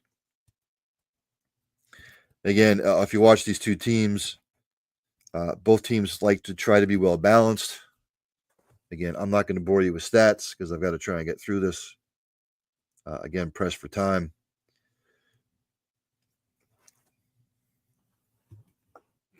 I think it'll be a close game. Again, I've watched some of these teams over the course of the season. Again, both teams try to be well balanced. Again, this game will probably come down who wins in the trenches. I would offer to say I am going to pick Bowling Green in this game, but I think Arkansas State will keep it close. Close. So do I think Bowling Green covers? No, I don't. What I'm going to do now, I'm just going to take a short, quick break to refresh in my water, and I will be right back in about, 1 minute. Be right back. Bud Light presents Real Men of Genius. Real men of genius. Today we salute you, Mr. Pro Sports Heckler Guy. Mr. Pro Sports Heckler Guy. They say those who can't play, coach. Apparently those who can't coach sit 30 rows back, shirtless, shouting obscenities. Oh, that's right, motherfucker. Thanks to you, our team is armed with game-winning tips like catch the ball and throw it. Shout it out now. You stink. That sucks. What a bunch of losers. Not just catcalls, but subtle psychological ploys to prod your team to victory. Reverse psychology. So here's to you, oh Sultan of Shouting, because while there may be no I in team, thanks to you, there's always an F and a U. Bud Light Beer, Anheuser-Busch, St. Louis, Missouri. So I'm back. Let's continue on. This is in the Lockheed Martin Armed Forces Bowl. As I was just talking to Mike James, who covers Navy.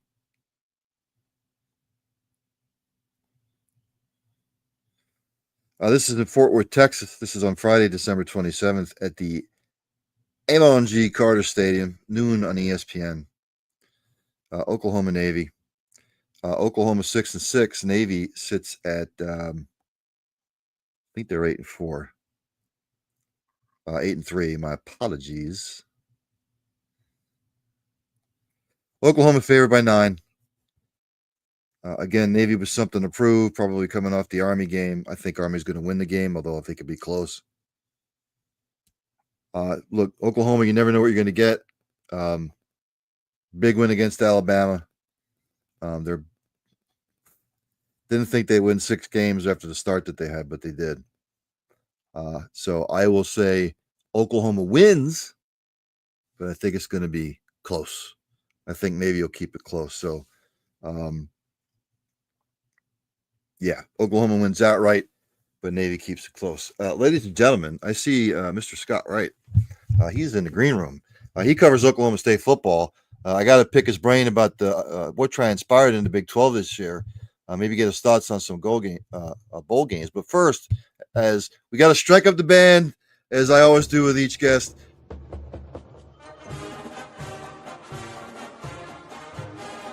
If you don't notice this, This is the Oklahoma State University fight song.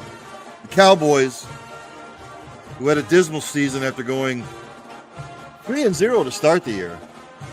I'm surprised they brought Mike Gundy back. More shenanigans from him. But let's bring him on. Here he is, my man Scott Wright. Scott, how are you? I'm good, Ryan. How are you, man?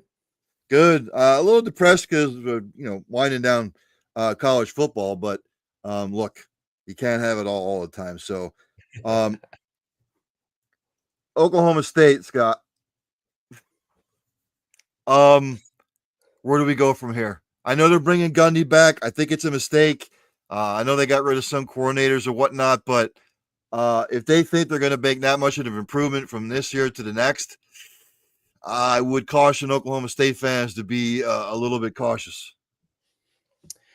Yeah, listen, I gotta give you a little bit of credit. You weren't right about Gundy, but you were the first one that said to me, "I think this is going to be it for Gundy," and you were darn close to being right. If they could have found a way to come up with the $25 million for his buyout, I think he would have been gone last week. But that's a lot of money for an athletic department that their total athletic budget is under 130 million right now, as far as my basic understanding of it. So another 25 mil on top of that is a lot. Plus you're getting ready for potential revenue sharing. You got to get another 20 million ready for that. So the money just did not work. So they restructured Mike's contract and cut the pay a little bit. We'll see exactly how much. Rumors going around right now are only $1 million pay cut, which is not as much as I anticipated, considering how crazy things were going last week. But we'll see when the official numbers come out. So that said, yeah, two coordinators out. I think there's going to be other changes on both sides on the staff that we don't know about yet. They've hired reportedly have hired two defensive assistants, defensive line and linebackers coach, to go with Todd Grantham, their new defensive coordinator. Don't have an offensive coordinator yet, which is surprising to me because after everything that went down Friday and Saturday, getting Mike Gundy locked back in, I really thought that would be a quick move. But we haven't seen it yet, so we'll see what happens here in the next couple of days. Because obviously, with the transfer portal going like it is, and all those things that you got to worry about this time of year, and the importance of the transfer portal to this team right now, because of what you said, they've got to rebuild this team. Not quite entirely from the bottom up, but they already had a lot of starters that were graduating, and now had a few guys have gone to the NFL, like Ollie Gordon and Colin Oliver. And then some other guys that were starters that have jumped in the portal already. So this is going to be a big time rebuild. Coaching staff, roster, all of it, other than Mike Gundy at the top, and it's all on the line for him this year in a way that it never has been before, because he's always had a better grasp of the power than the administrators, and he doesn't have that anymore. They lowered his buyout as part of this stuff that went down last week. They put him on a real contract. He's basically been on a lifetime contract for a while now. It was a 5-year deal that had a rollover. You got to every January 1st, and they add another year back. So now he's on a legit 4-year deal because they cut off the rollover, so it won't roll over on Jan 1. And so he's on a legit 4-year deal now. So it's a completely different world than he's been in quite a while, and a lot more pressure than he's dealt with. Was it the buyout? Because I said this about Billy Napier, as being a Florida fan. His buyout is also ridiculous. I don't see it. I know the Gators improved as the year went on, but it doesn't mean squat as far as I'm concerned. Oklahoma State, Scott, they were 0-9 in conference, and it doesn't help that Arizona State, who was picked last in the conference, wins the whole damn thing. BYU finishes really second overall. I know Iowa State and Colorado were all 7-2 in conference, but it doesn't help that BYU was 7-2 in the conference, 10-2 overall. Iowa State had a good year, and then there's Oklahoma State. I'm sure fans are wondering why are we bringing them back? Yeah, there's a lot of fans that are thinking that way. A lot of fans that were really bothered by the way things played out, but it really does. It all comes down to that $25 million buyout, and that's why when Gundy and president, athletic director, and in communication with the board of regents, who were the ones that kind of brought this all to a head last Friday. That's why getting that down to a what would be a more manageable figure on the Oklahoma State side was one of the key elements in what they negotiated. The number that has been floating around is 15 million on his buyout, a lot more doable than 25 million. And now you're in a position where, let's say he goes and has a good year again, but then it goes haywire again in 26. Now that buyout's even lower at that point, rather than having the rollover contract where the buyout just never goes down. It just stays where it is or goes up a little bit because he had the annual escalator in his contract that gave him $125,000 raise every year. So the Oklahoma State administration have themselves in a much better position as far as the balance of power. And that's why it's so imperative that Mike Gundy turns this thing around this year. Scott, next year, September 6th at Oregon. To be determined at Kansas, Kansas State, Iowa State, Texas Tech, UCF. I know we got the new deal. If this thing goes haywire again in the beginning of next year, are we still talking about Mike Gundy being the coach at Oklahoma State? If they don't put a good product on the field next year, I think he'll get the full year. I don't see them making a move early unless it goes really squirrely. And with Gundy, anything's possible. You never know what he might say someday in an otherwise bland interview session. All those sorts of things that you have to be prepared for with Mike Gundy. But I think there's absolutely, they've positioned themselves where they can pull the trigger a year from now if things don't turn around, and if they feel like Mike Gundy is not the guy to be leading them in this current landscape of college football. His success has been built on things that just are not a main figure in college football anymore. Developing talent, going and finding 2-star and mid or lower 3-star guys and turning them into 4-star type talents. That doesn't exist anymore unless you're scouring them out of the transfer portal, which is what he's trying to do right now. You go look at the programs that he's offering guys from out of the portal, and it's they got a kid from up the road in Tulsa, and they got an offer out to a kid at Miami of Ohio and New Mexico and places like that. They're not going and getting other Power 4 guys. They're trying to get guys who are on the rise and trying to make the jump into Power 4. And they're going to have to see if they can pull that off. Big 12 overall. I mean, Arizona State's got to be like the feel-good story of the year. BYU was right there. Iowa State, Colorado. But you look at some of these teams going into next year. Colorado's going to have to replace a lot. Baylor had a decent year. You don't know what's going to happen with the transfer portal with like any of these teams. I don't think Arizona State can sustain what they built this year. I'm not saying that they can't, but as well as I do, Scott, with NIL and the transfer portal. Look, I picked Utah to win the Big 12. Cam Rising went down. It was all over. 2-7 in the conference, 5-7 overall. Now many teams made bowl games. Don't get me wrong.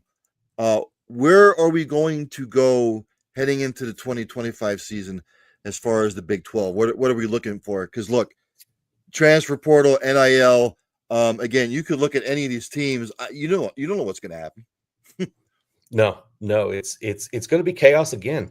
That's what we're looking at with this league, I think, for a while, because you don't have one program that just has a ton more money than anybody else.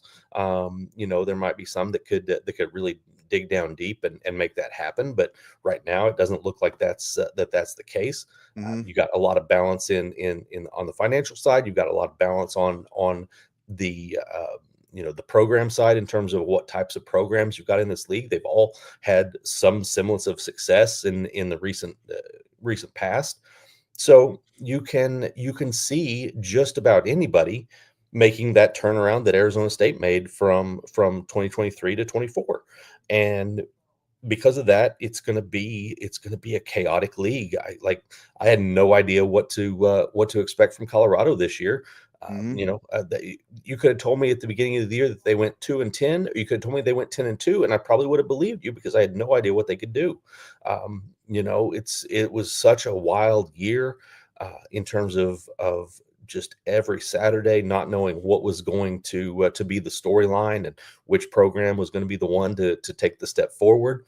I mean, I'm sitting in Boone Pickens Stadium back on what was it, I think September 23rd, if my memory is right, and I'm watching Utah and Oklahoma State, both 3-0, and I'm thinking that this might be a preview of the Big 12 title game, and and they went something like 8 weeks after that game before either one of them won again, and that was a little bit of a fluky win by Utah to pull one out. So. I mean, this is just such a crazy league, and I don't think next year is going to be any different because you mentioned what Colorado was losing with not only Shedeur Sanders but Travis Hunter, who I think is the going to be the Heisman winner. You look at Arizona State, Cam Skattebo is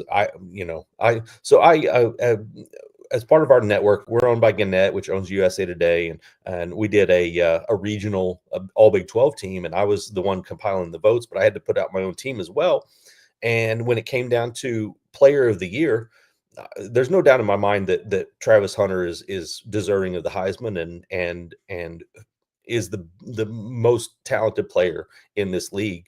But Cam Skattebo is definitely the most valuable player. There's what Arizona State has done, I don't think you can do without him. And he's so much fun to watch too. So looking forward to what happens with those guys in the playoffs, even though they're in a tough spot. But Arizona State's going to have turnover. BYU is going to have some turnover. It's just, and then like you said, you don't know what the portal brings. You don't know what it takes away, and it's going to be another chaotic year. I really believe that. Who's your national champion? Oh boy. Oh man. It's funny. I haven't really thought about it because I've been so focused on coaching searches and all of that this week. I watched some of that Big Ten title game, and I've seen Dylan Gabriel play for a couple of years. Obviously, it didn't go the way he wanted at Oklahoma before he headed up to Oregon, but that looks like a team that could put it all together and go win the thing. So I'll take the Ducks right now. Scott, thanks for coming on. I know you're busy. Enjoy the bowl season. Enjoy your Christmas, and I will talk to you soon. Hey, this is the first time in my career I'm not covering a bowl, so I'm really going to enjoy the bowl season. I get to watch some. Yeah, so am I. All right, buddy. See you, bud. Talk to you later. Scott Wright covers Oklahoma State football. Not the season they were hoping for. It is just after 8 o'clock on the East Coast. Stormy East Coast, by the way. Let's just try and blow through these the rest of these games here. Friday, December 27th, in the Birmingham Bowl, Georgia Tech plays Vanderbilt. Sneaky good game, to be quite honest with you. Vanderbilt 6-6. Georgia Tech, I believe, is also 6-6. This could be one of the sneaky good bowl games, to be quite honest with you. This one intrigues me because both teams did some things this year and had some slip-ups. Georgia Tech 7-5, Vanderbilt's 6-6. For you betting jabronis, Georgia Tech opened up as a 2.5-point favorite. It stayed at 2.5. I'm going to go Georgia Tech. It's going to be a lot of offense in this game. And to be quite honest with you, both defense have struggled. I think Georgia Tech has a little bit more offensively. So I'm going to take Georgia Tech with the W in this football game. Moving on, Another comment. Evan the reporter. 7:58. Sorry I didn't see this right away as I was doing the interview. Per reports, Rich Rod sold AD Ren Baker on the staff that he is bringing to Morgantown. One of the notable names we have learned is former LSU head coach Les Miles. I was going to bring up Les, Evan. He's been out of coaching for a little while. We all know what happened at LSU and the NCAA. He doesn't have enough wins to make the College Football Hall of Fame. It didn't really go all that well at Kansas when he was there. We will see when it comes to Les, because if North Carolina can sign Bill Belichick, and I think it's a huge mistake, why not bring back the Mad Hatter? So we will see. We will see. Nothing is surprising me anymore. Maybe Bill Belichick's, maybe he got a good deal for his girlfriend for a graduate program since he's 72 and she's 24. Just saying. And it's a perk. It might be a perk. You never know. You never know. Moving on with the ball games. And again, my Verizon pen is betting me over and shoving a red hot poker. This is also on December 27th, 7 p.m. on ESPN in Simmons Bank Liberty Stadium, and that's in Memphis, by the way. The AutoZone Liberty Bowl, we have Texas Tech playing Arkansas, another one of those sneaky good bowl games that you might want to tune into. Arkansas opened up as a 2.5-point favorite, and it stayed at 2.5. Both teams had a couple of upsets this year.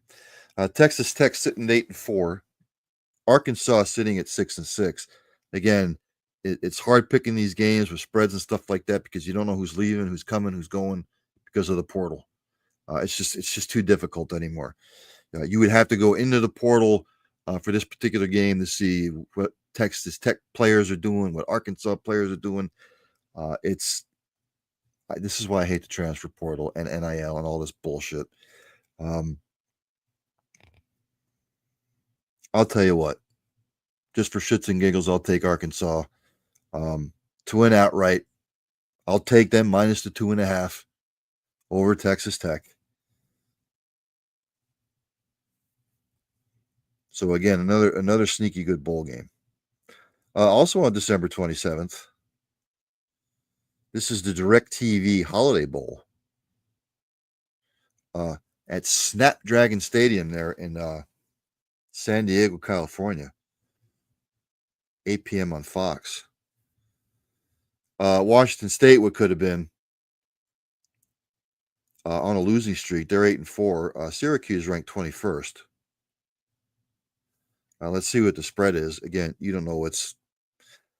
Syracuse opened up as a 5.5-point favorite. It's gone up to 6.5. Washington State really faltered down the end of the year.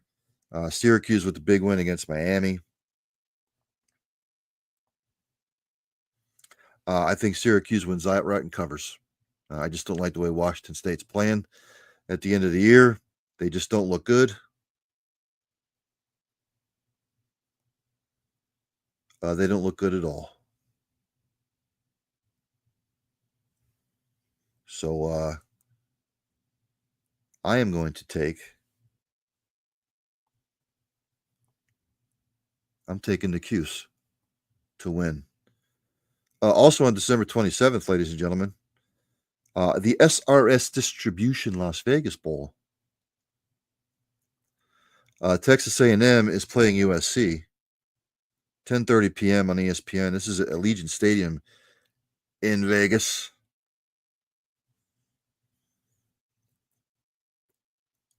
Texas A&M 8-4, squandering down the road, and USC sitting at 6-6. Had to get bowl eligible. Texas A&M, what could have been USC, with a disappointing season. Texas A&M opened as a point favorite. It is now up to 3. Texas A&M. I just don't like what I see out of USC. Texas A&M, I think, is battle tested. They've been in some big games. I'm not saying USC hasn't, but USC had the big lead against Penn State. Penn State came back. Look, Texas A&M has basically been in games. I'm taking Texas A&M outright and to cover. Chugging along here. This a slew of games on Saturday on the 28th, December 28th. The Wasabi Fenway Bowl. This will be at 11 a.m. at Fenway Park in Boston. Just Fenway Park. We've got North Carolina against UConn. UConn sitting at 8-4. UNC at 6-6. Obviously, Mac Brown not coaching the bowl game. Let's go to the spread for you betting jabronis.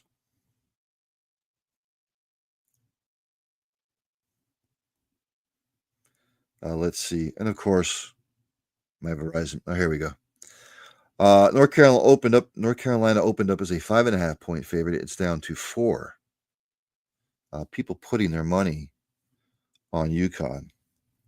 I tell you what, I think the kids from North Carolina will want to win one for Mac, to be quite honest with you. Do I say that they're going to cover?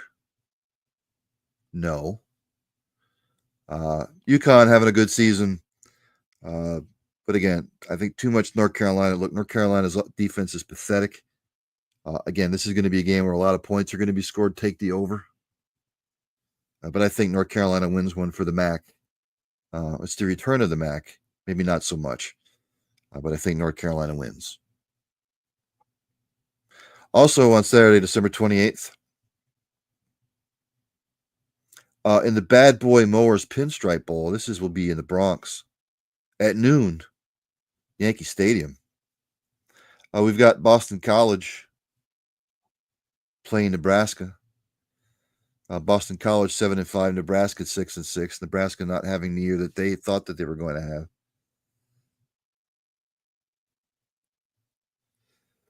Nebraska opened up as a 2.5 point favorite. It has stayed at 2.5.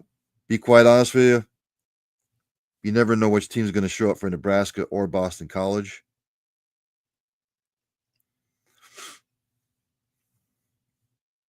It's sort of a pick'em game for me. Let's go. I'm going to go Boston College.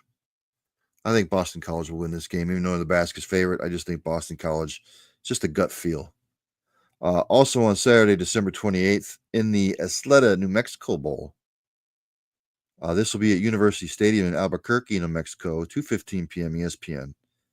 Louisiana versus TCU. Louisiana's 10-3. A great season, as always, there for the Raging Cajuns. Coming up against the TCU Fighting Melissa Treebossers. Melissa Treebosser, a good friend of the show. Covers TCU, went to TCU. TCU actually opened up as an 8.5 point favorite. It is now up to 12.5. People laying their money on TCU, ladies and gentlemen. That's a huge swing. Why? Because I'm sure kids from Louisiana who are NFL prospects are deciding to skip it. That's the only reason. Or maybe there's injuries. I don't know. If it's swinging that much, I'll take TCU minus the 12.5. You don't see that big of a swing unless there's kids defecting. So because it swung that much, I will take TCU and lay the points. Also on December 28th, the Pop-Tarts Bowl. What kind of Pop-Tarts do you like? Do you like the blueberry, the strawberry, whatever they have, the chocolate icing one? Preferably, I prefer blueberry Pop-Tarts. That's my favorite. Maybe you enjoy the raspberry or the strawberry. Maybe you enjoy the s'mores. I'm a blueberry guy.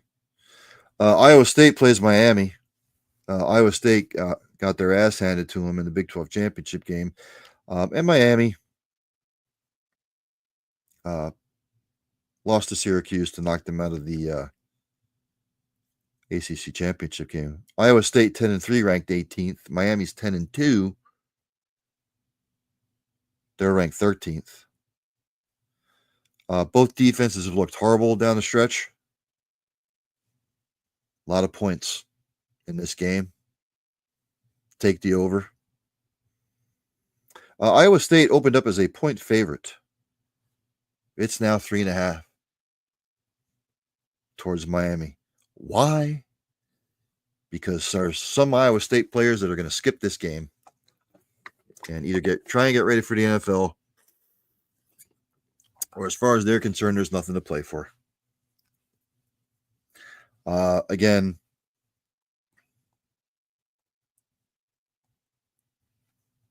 I'll take the over. I will take Miami and lay the points. Not confident on it, but I will take Miami. Moving right along. Also on December 28th, the Snoop Dogg Arizona Bowl. Because he's got his mind on his money and his money on his mind, sipping on gin and juice.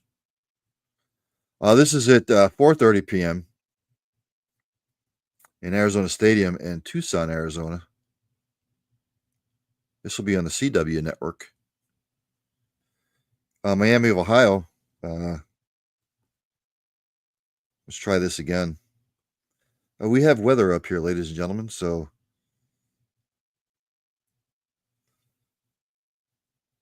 Miami, Ohio, 8-5. Colorado State, 8-4. My good buddy Joey B, Colorado State alum. Miami of Ohio opened up as a 1.5 favorite. It is now up to 3 or 2.5.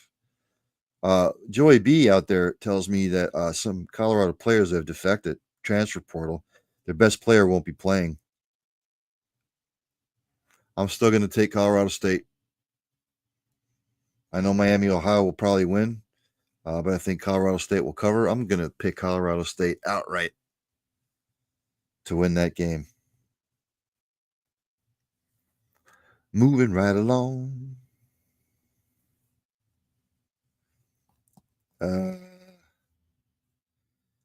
Again, have you ever struggled with technology where it just constantly bends you over and shoves a red hot poker?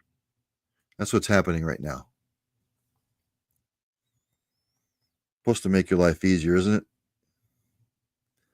Also on December 28th, this will be at 5:45 p.m. on ESPN, the Go Bowling Military Bowl. Go Bowling. This pits East Carolina against NC State. This will be at the Navy Marine Corps Memorial Stadium in Annapolis, Maryland. East Carolina is sitting at 7-5. North Carolina State, who I always think is going to turn a corner every year, and they just don't. They're sitting at 6-6. North Carolina State opened up as a 5-point favorite. It has stayed the same. I don't feel comfortable taking NC State, but I'm going to take NC State to win outright. But I don't think they cover.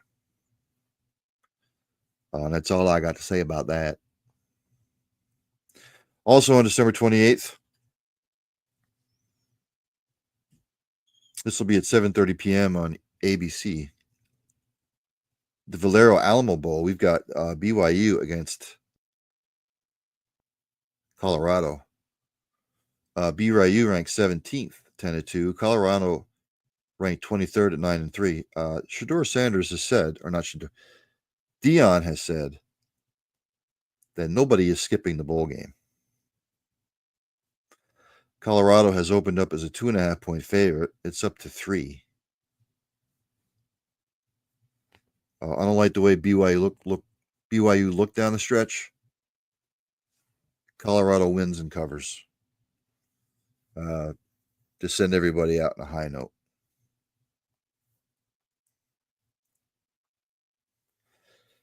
And then the final game, or one of the final games on the 28th,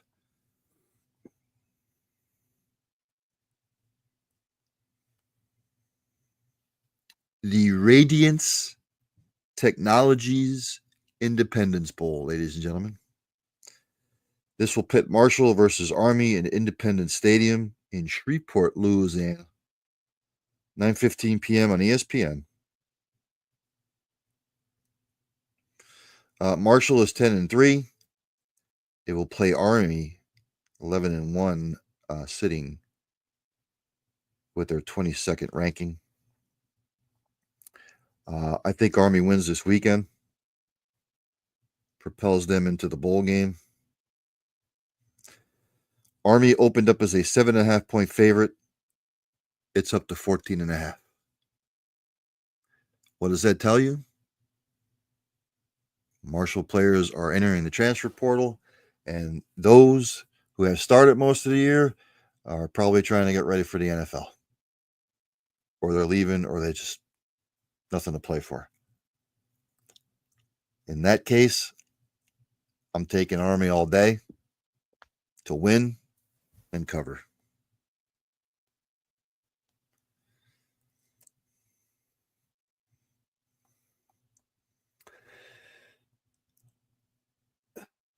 No games on, well, here we go. Monday, December 30th. This is the Trans Perfect Music City Bowl. Pits Iowa versus Missouri. This is at Nissan Stadium in Nashville, Tennessee. 2:30 p.m. on ESPN. Like I said, Iowa and Mizzou.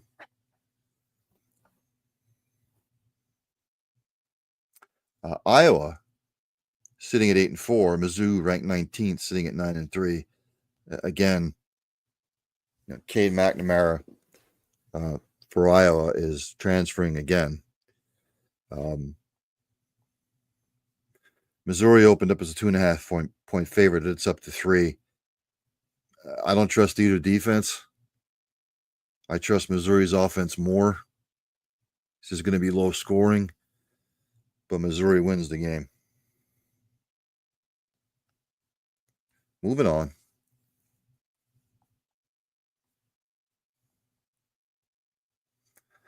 On Tuesday, December 31st, that would be New Year's Eve to you and me. At noon on ESPN at Raymond James Stadium in Tampa, Florida, we've got Alabama playing Michigan. Alabama is ranked 11th at 9-3. Michigan's sitting at 7-5. Alabama opened as an 11.5-point favorite. It has sort of stayed in there. Alabama really, what kind of mindset are they going to be in? I think Alabama wins. I don't think they cover, though. But Alabama wins.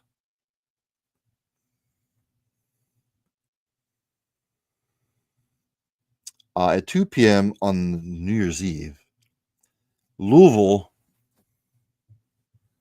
versus Washington.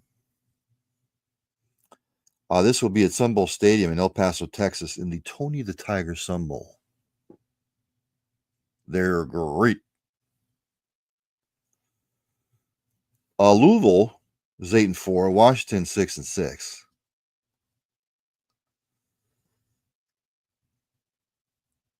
Louisville opens up as a 5-point favorite. It's down to 3.5.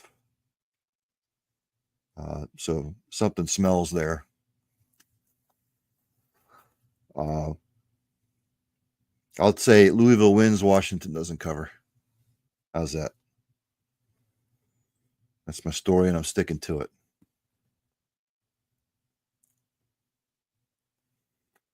Also on New Year's Eve, in the Cheez-It Citrus Bowl, this will be at Camping World Stadium in Orlando, Florida, at 3 p.m. on ABC. South Carolina takes on Illinois. South Carolina at 15th, they're 9-3. Illinois sitting 20th, they are 9-3. South Carolina has opened up as an 11.5-point favorite, so it's sort of stayed the same. Both teams have had a good year. I think South Carolina right now is playing lights out. I think South Carolina wins. I don't think they cover, though. So South Carolina wins your Cheez-It Bowl, and then you can have some Cheez-Its afterward.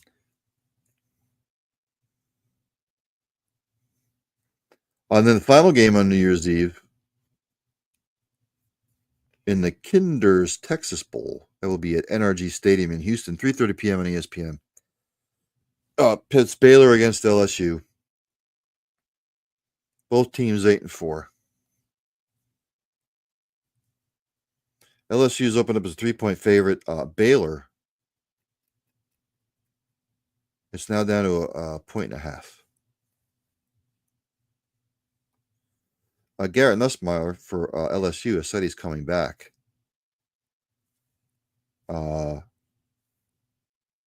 Everyone's laying their money on Baylor, but I'll go LSU to win the game. Thursday, January 2nd, Everbank Stadium in Jacksonville, Florida. This will be at 7:30 p.m. on ESPN.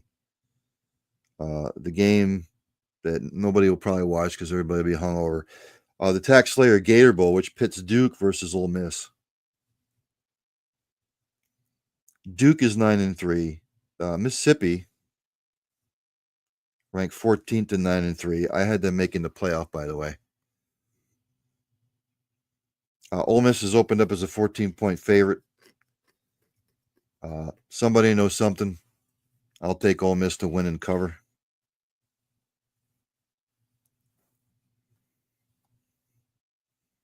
And I think there's a few more bowl games before I get to college playoff picks.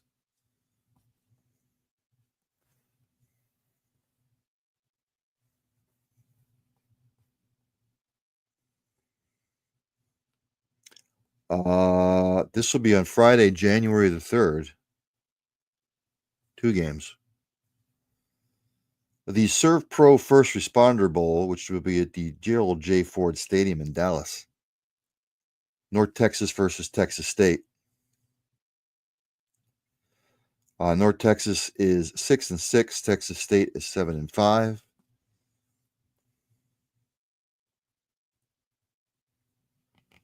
Texas State has opened up as a 7.5-point favorite, is now up to 10. Texas State wins, but they don't cover.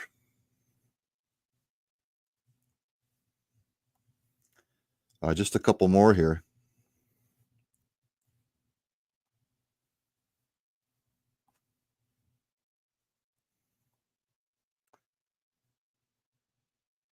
Also on Friday, January the 3rd. This will be at 7:30 p.m. on ESPN. The Duke's Mayo Bowl. Get you some Dukes. Mayonnaise. This will be at the Bank of America Stadium in Charlotte, North Carolina.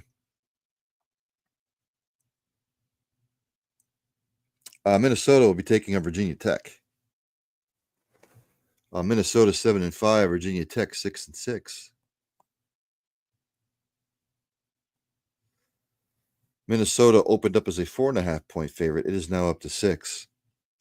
I'm taking Minnesota to win and cover. And there's one more.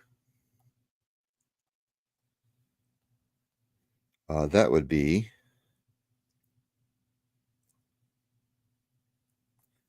on Saturday, January the 4th, the Bahamas Bowl. So if you're in the Bahamas, this game will pit Buffalo and Liberty at the Thomas A. Robinson National Stadium in Nassau. 11 a.m. on ESPN2. Buffalo 8-4. Liberty 8-3.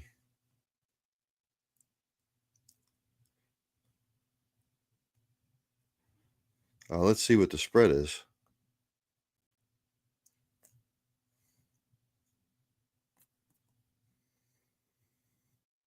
And of course, Verizon Pad taking its time. Liberty has opened up as a 3.5-point favorite. It is down to about 2.5. I'll take Liberty to win and cover, which leads us, ladies and gentlemen. I'll tell you what, it's 8:30 on your radio dial. I'm going to take a short break. I'm going to come back. We'll explore the college football playoff, and I'll make my picks. So talk amongst yourselves, and we'll be right back.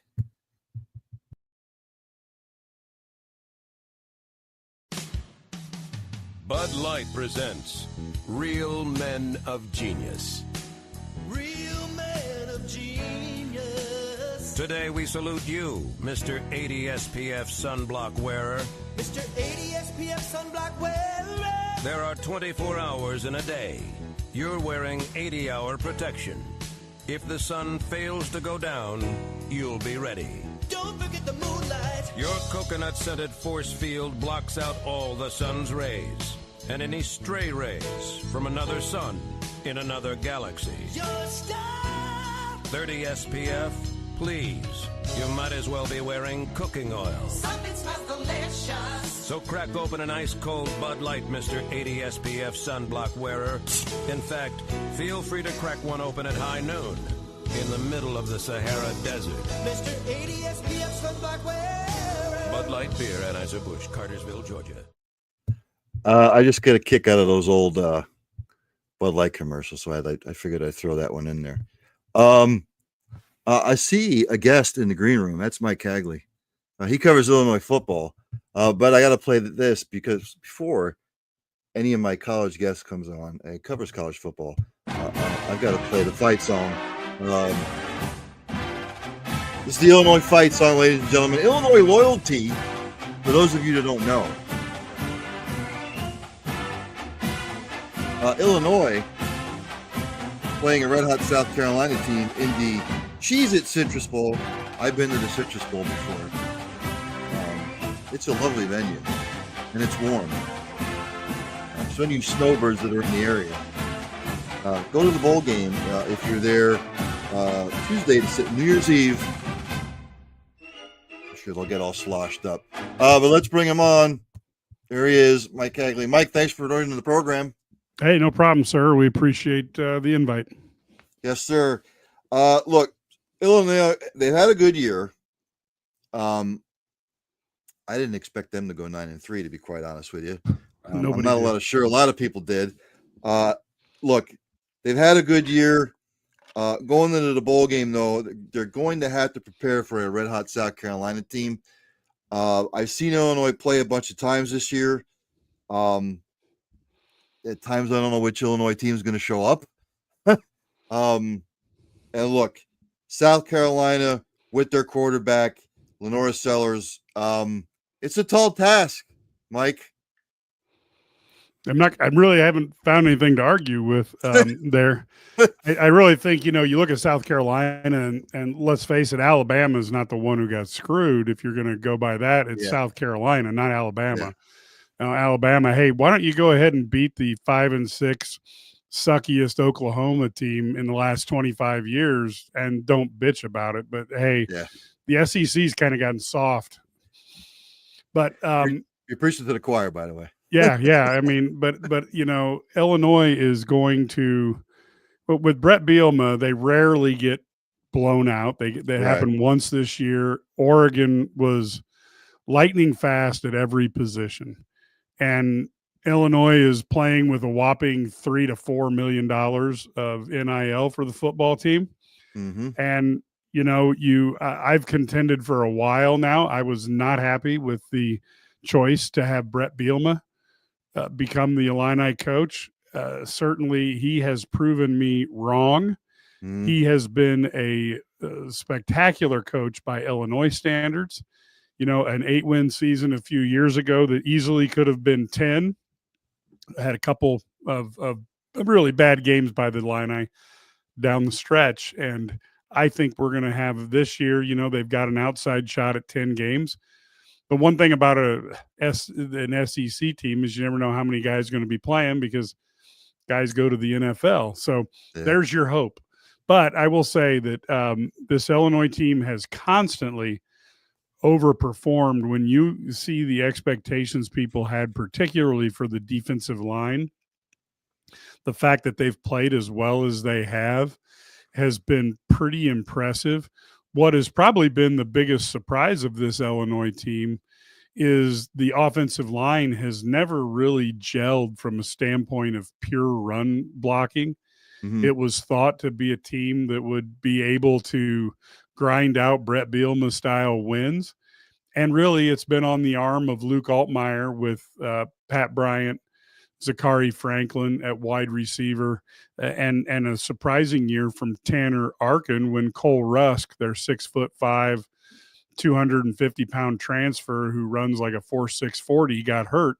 And Tanner Arkin has come in and had a pretty good season. So it's been more passing attack, but Luke Altmaier has been hit a lot of times this season, which bodes poorly if it's a fully staffed South Carolina team. That remains to be seen because like I said to all my guests that have come on tonight, I would defy anybody that goes to the transfer portal right now and looks at it and your head's going to spin because it's only been open like a week, a couple days, and there's already like 1,000 in there. So yeah, you it's don't open since Monday, the 9th. Yeah, so yeah, you don't know what you're going to get. You don't know what guys are transferring. You know what guys are going to play. But look, Illinois, as far as, and I've watched them a bunch of times. I've watched South Carolina a bunch of times. Look, South Carolina's gotten hot, and it's not like they got off to the tremendous start. They just gotten hot late. They tailored the offense around Sellers. But I would say for Illinois, obviously the offense goes as Luke Altmaier goes because I've seen him have real good games this year, Mike, but he gets himself in trouble when he tries to do too much. Well, he's been an interesting case study in just how many times he's been hit. I don't know that people thought he would have the durability that he's had so far this year. Still, he's really only had a couple games where he got into trouble with interceptions. But I will say that he needs protection from that offensive line. And that's where the aggregate of getting hit a lot can cause issues. And the other thing that has been very interesting is the inability to run between guards. Something that is so anti-Bielema that you it's hard to even conceive. But a lot of their best runs have been off tackle and getting the ball, outside the edge there. And so they've got to figure out a way against the speed-based SEC team. You really have to figure out a way to punch the ball up the middle, or you're asking for a lot of challenges. South Carolina opened up as an 11.5-point favorite. They're showing no respect to Illinois as far as I'm concerned.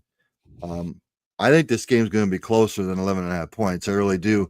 I know people are all over South Carolina just from the standpoint of they just got hot at the right time of the season, toward the end of the season. But I don't see a blowout. I don't see how South Carolina will cover 11.5. I'm not saying that South Carolina won't win, but I think Brett Bielema is going to have this team ready and prepared to play in this football game.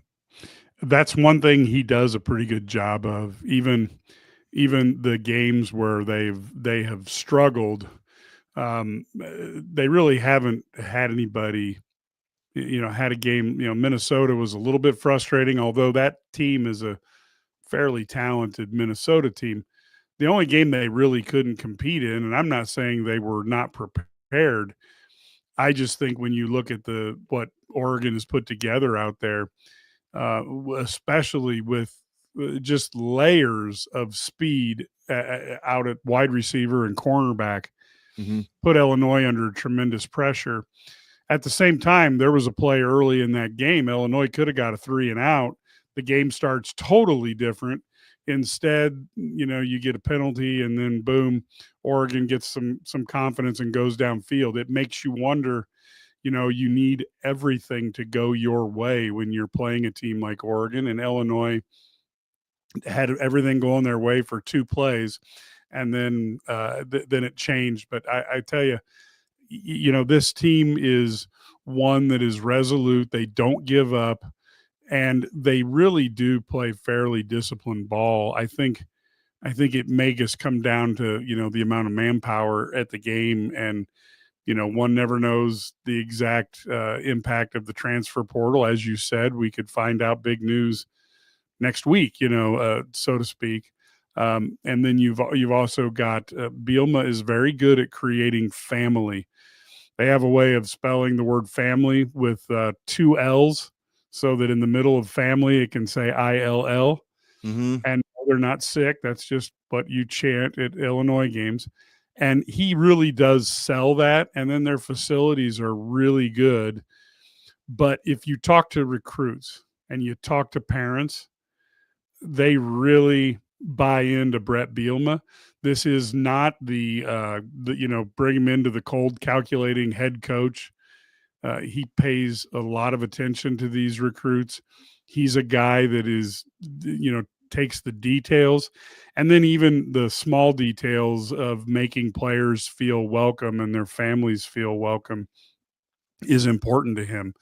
And that's part of the difference. When you run into Brett Bielema, you don't feel like you're talking to a chucklehead coach, Mm-hmm. One of those football coaches. He's he's much more like a executive that you would run into if you were, at a large corporation. He really looks at the inputs that he has.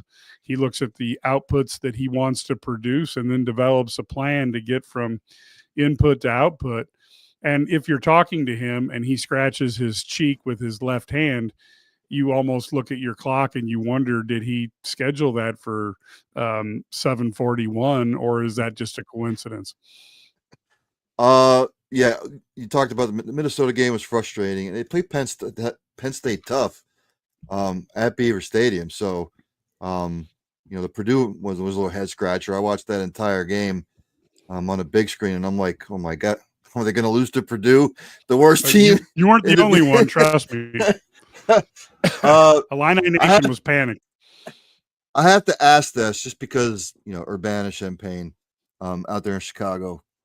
I've always wondered why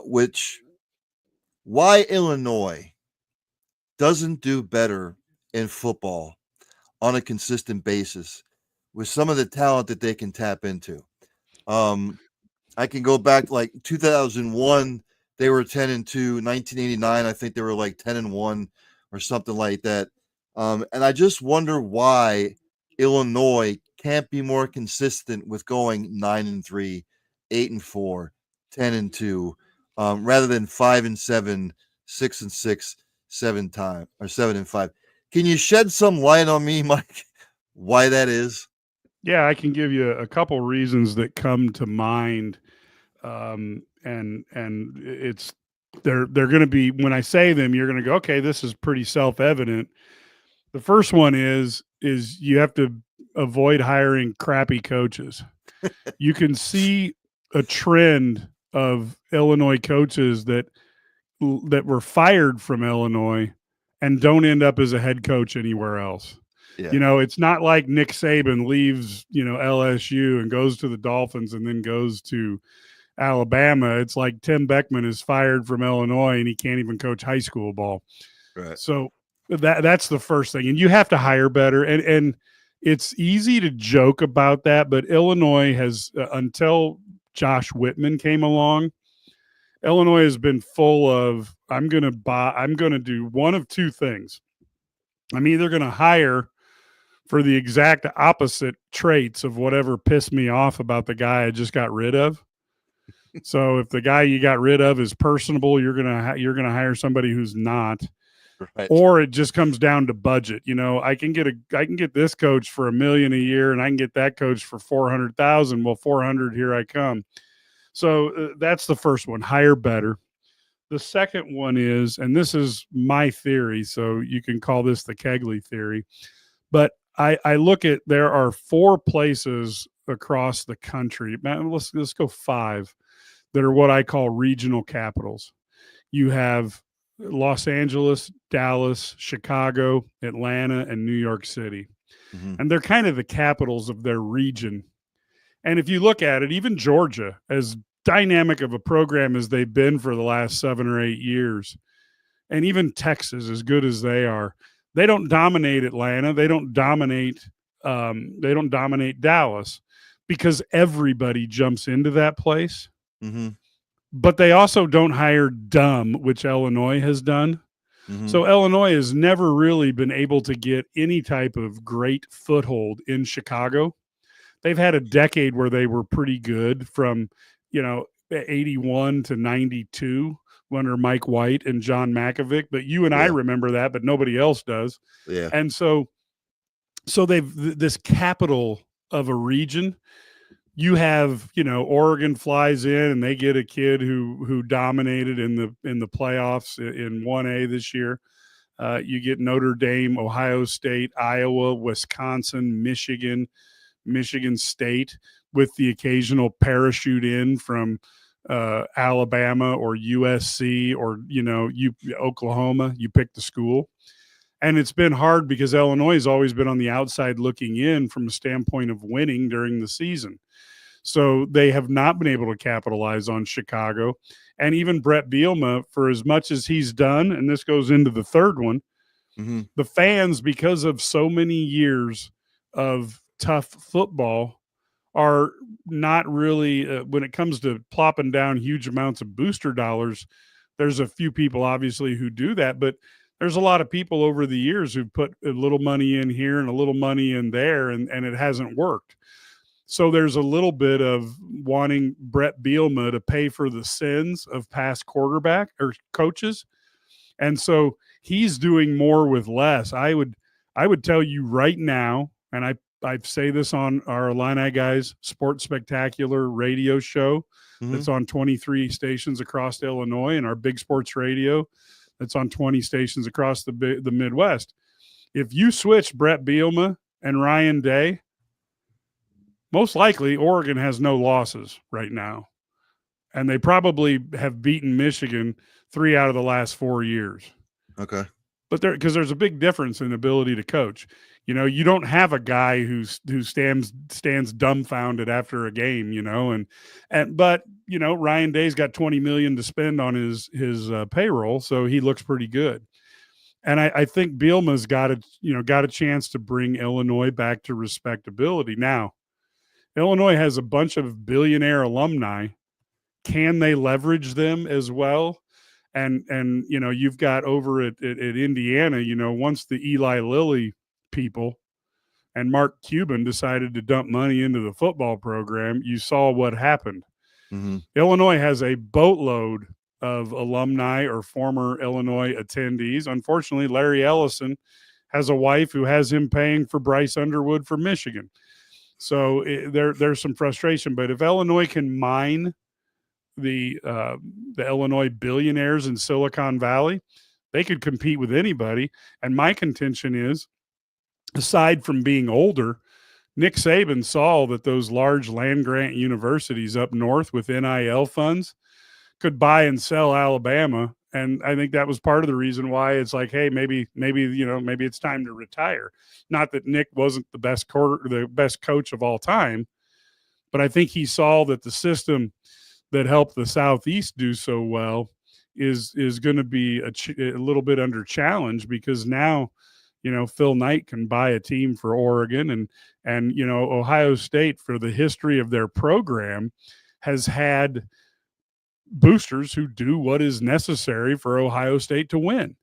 And you have to envy them, but think about it. Ohio State since 1951's had 4 losing seasons. Mm-hmm. Illinois has had 1 decade for sure, maybe 2, where they've had 10 years in a row of losing. Mm-hmm. So there's a difference in raising money for that. And when you add those 3 things together, and you add a fourth one, is that the basketball program has been pretty good, except for when John Gross tried to see if he could bury it. But other than that, Illinois has been pretty good since the slush fund that hit the football program that hurt the basketball program. So since Lou Henson started building it in the late 70s, Illinois basketball has been more attractive.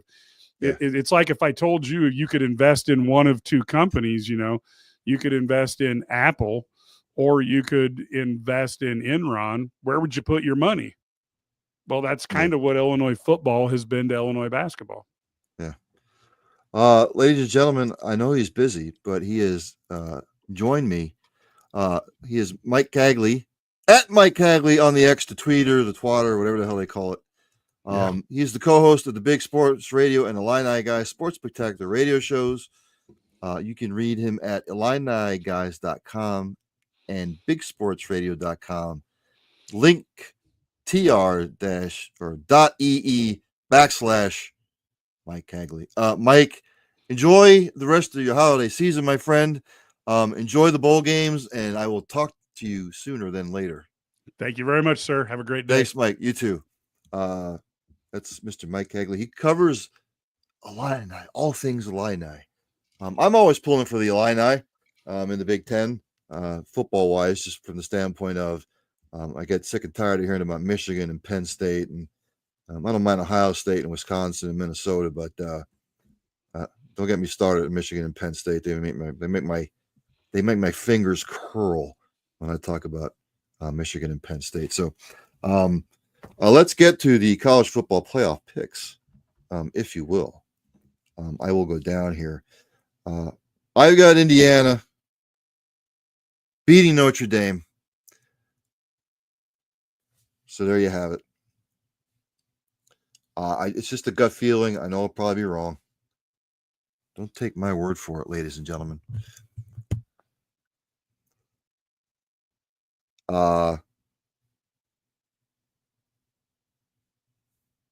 So yes, I've got Indiana beating Notre Dame. And now my freaking Verizon pad is freezing up again.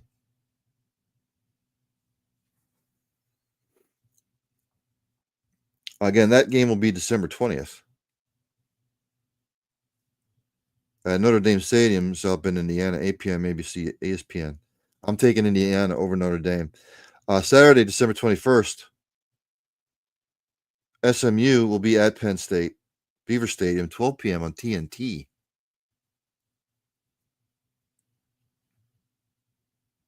Penn State. Sorry. Darrell K. Royal, Texas Memorial Stadium in Austin, Texas, 4 p.m. on TNT.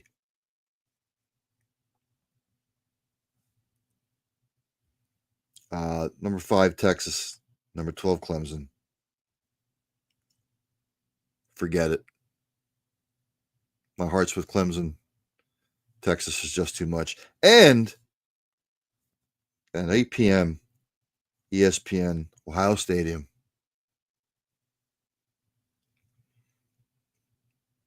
Number 9, Tennessee. At number 8, Ohio State. Boy, oh boy, if Ryan Day loses this game. What kind of mind state is Ohio State going to be in?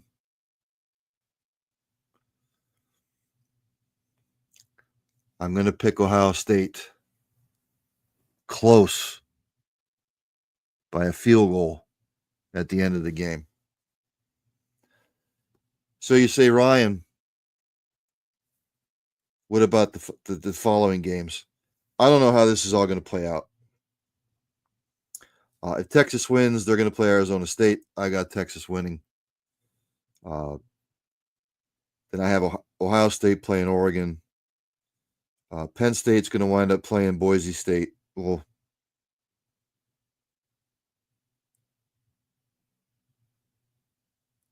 Indiana will wind up playing Georgia. I've got Texas beating Arizona State. I got Oregon beating Ohio State again. I've got Penn State beating Boise, and I've got Georgia beating Indiana. So it's going to be Texas, Oregon, Penn State, Georgia. Georgia plays Penn State, beats them. Oregon plays Texas, Oregon beats them.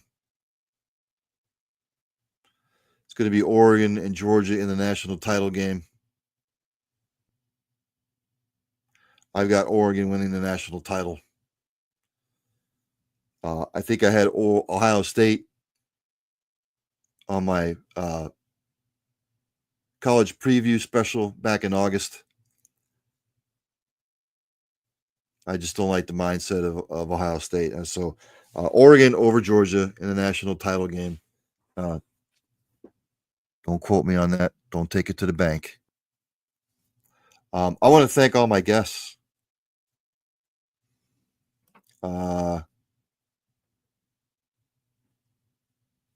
Dylan Sin, who covers Indiana and Notre Dame, obviously. And I forgot to give me just a second here. If you want to reach out to Mr. Dylan Sin, he covers IU, Notre Dame, and Purdue. At Tin Caps beat writer for the Journal Gazette at JG Fort Wayne. That's where you can reach him at. So I want to thank him for joining the program. Also, Scott Wright, who covers Oklahoma State. If you want to reach him, should have done this before. Faux pas. Hashtag O State football writer for at the Oklahoman. You can email him at swright@oklahoman.com. Mike James, who covers Navy. I want to thank him for coming on. It's always a pleasure to talk football with him. If you want to reach out to him, he's a publisher of At the Mid Report. He covers Navy athletics on the Rivals Network, navy.rivals.com. I want to thank my man Jacob Priester for checking in for Clemson. If you want to reach him, he's a beat writer for At the Clemson Insider.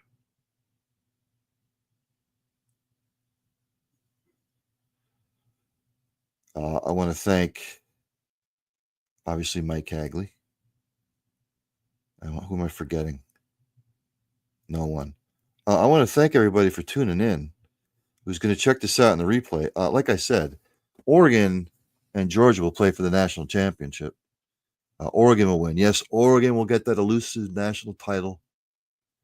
I know I picked Oregon State preseason, but it's all subject to change. So, yes, Oregon will win. Thanks to all my guests. I will see everybody maybe tomorrow for another edition of Locker Room. If not, then I will see everybody Sunday on StreamYard and YouTube. Again, I will be at Goose's Cigar Lounge and Tobaccoist right there in Royersford, PA, from 12 to 2, covering the NFL games. Make my predictions for week number 15. And again, thanks to everybody for tuning in live. By the way, I don't get comments often, but Captain Joking, thanks for tuning in. Evan the Reporter, thanks for tuning in. It's greatly appreciated. Ladies and gentlemen, there's 2 weeks till Christmas. Get that shopping done. Hey, practice compassion, practice empathy, have passion for what you're doing. Hug somebody.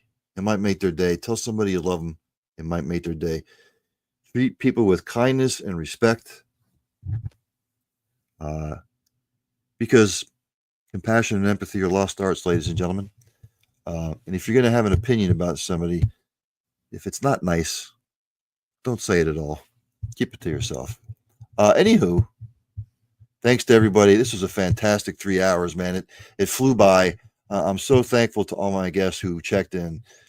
It's just absolute pleasure talking about football, college football, my passion.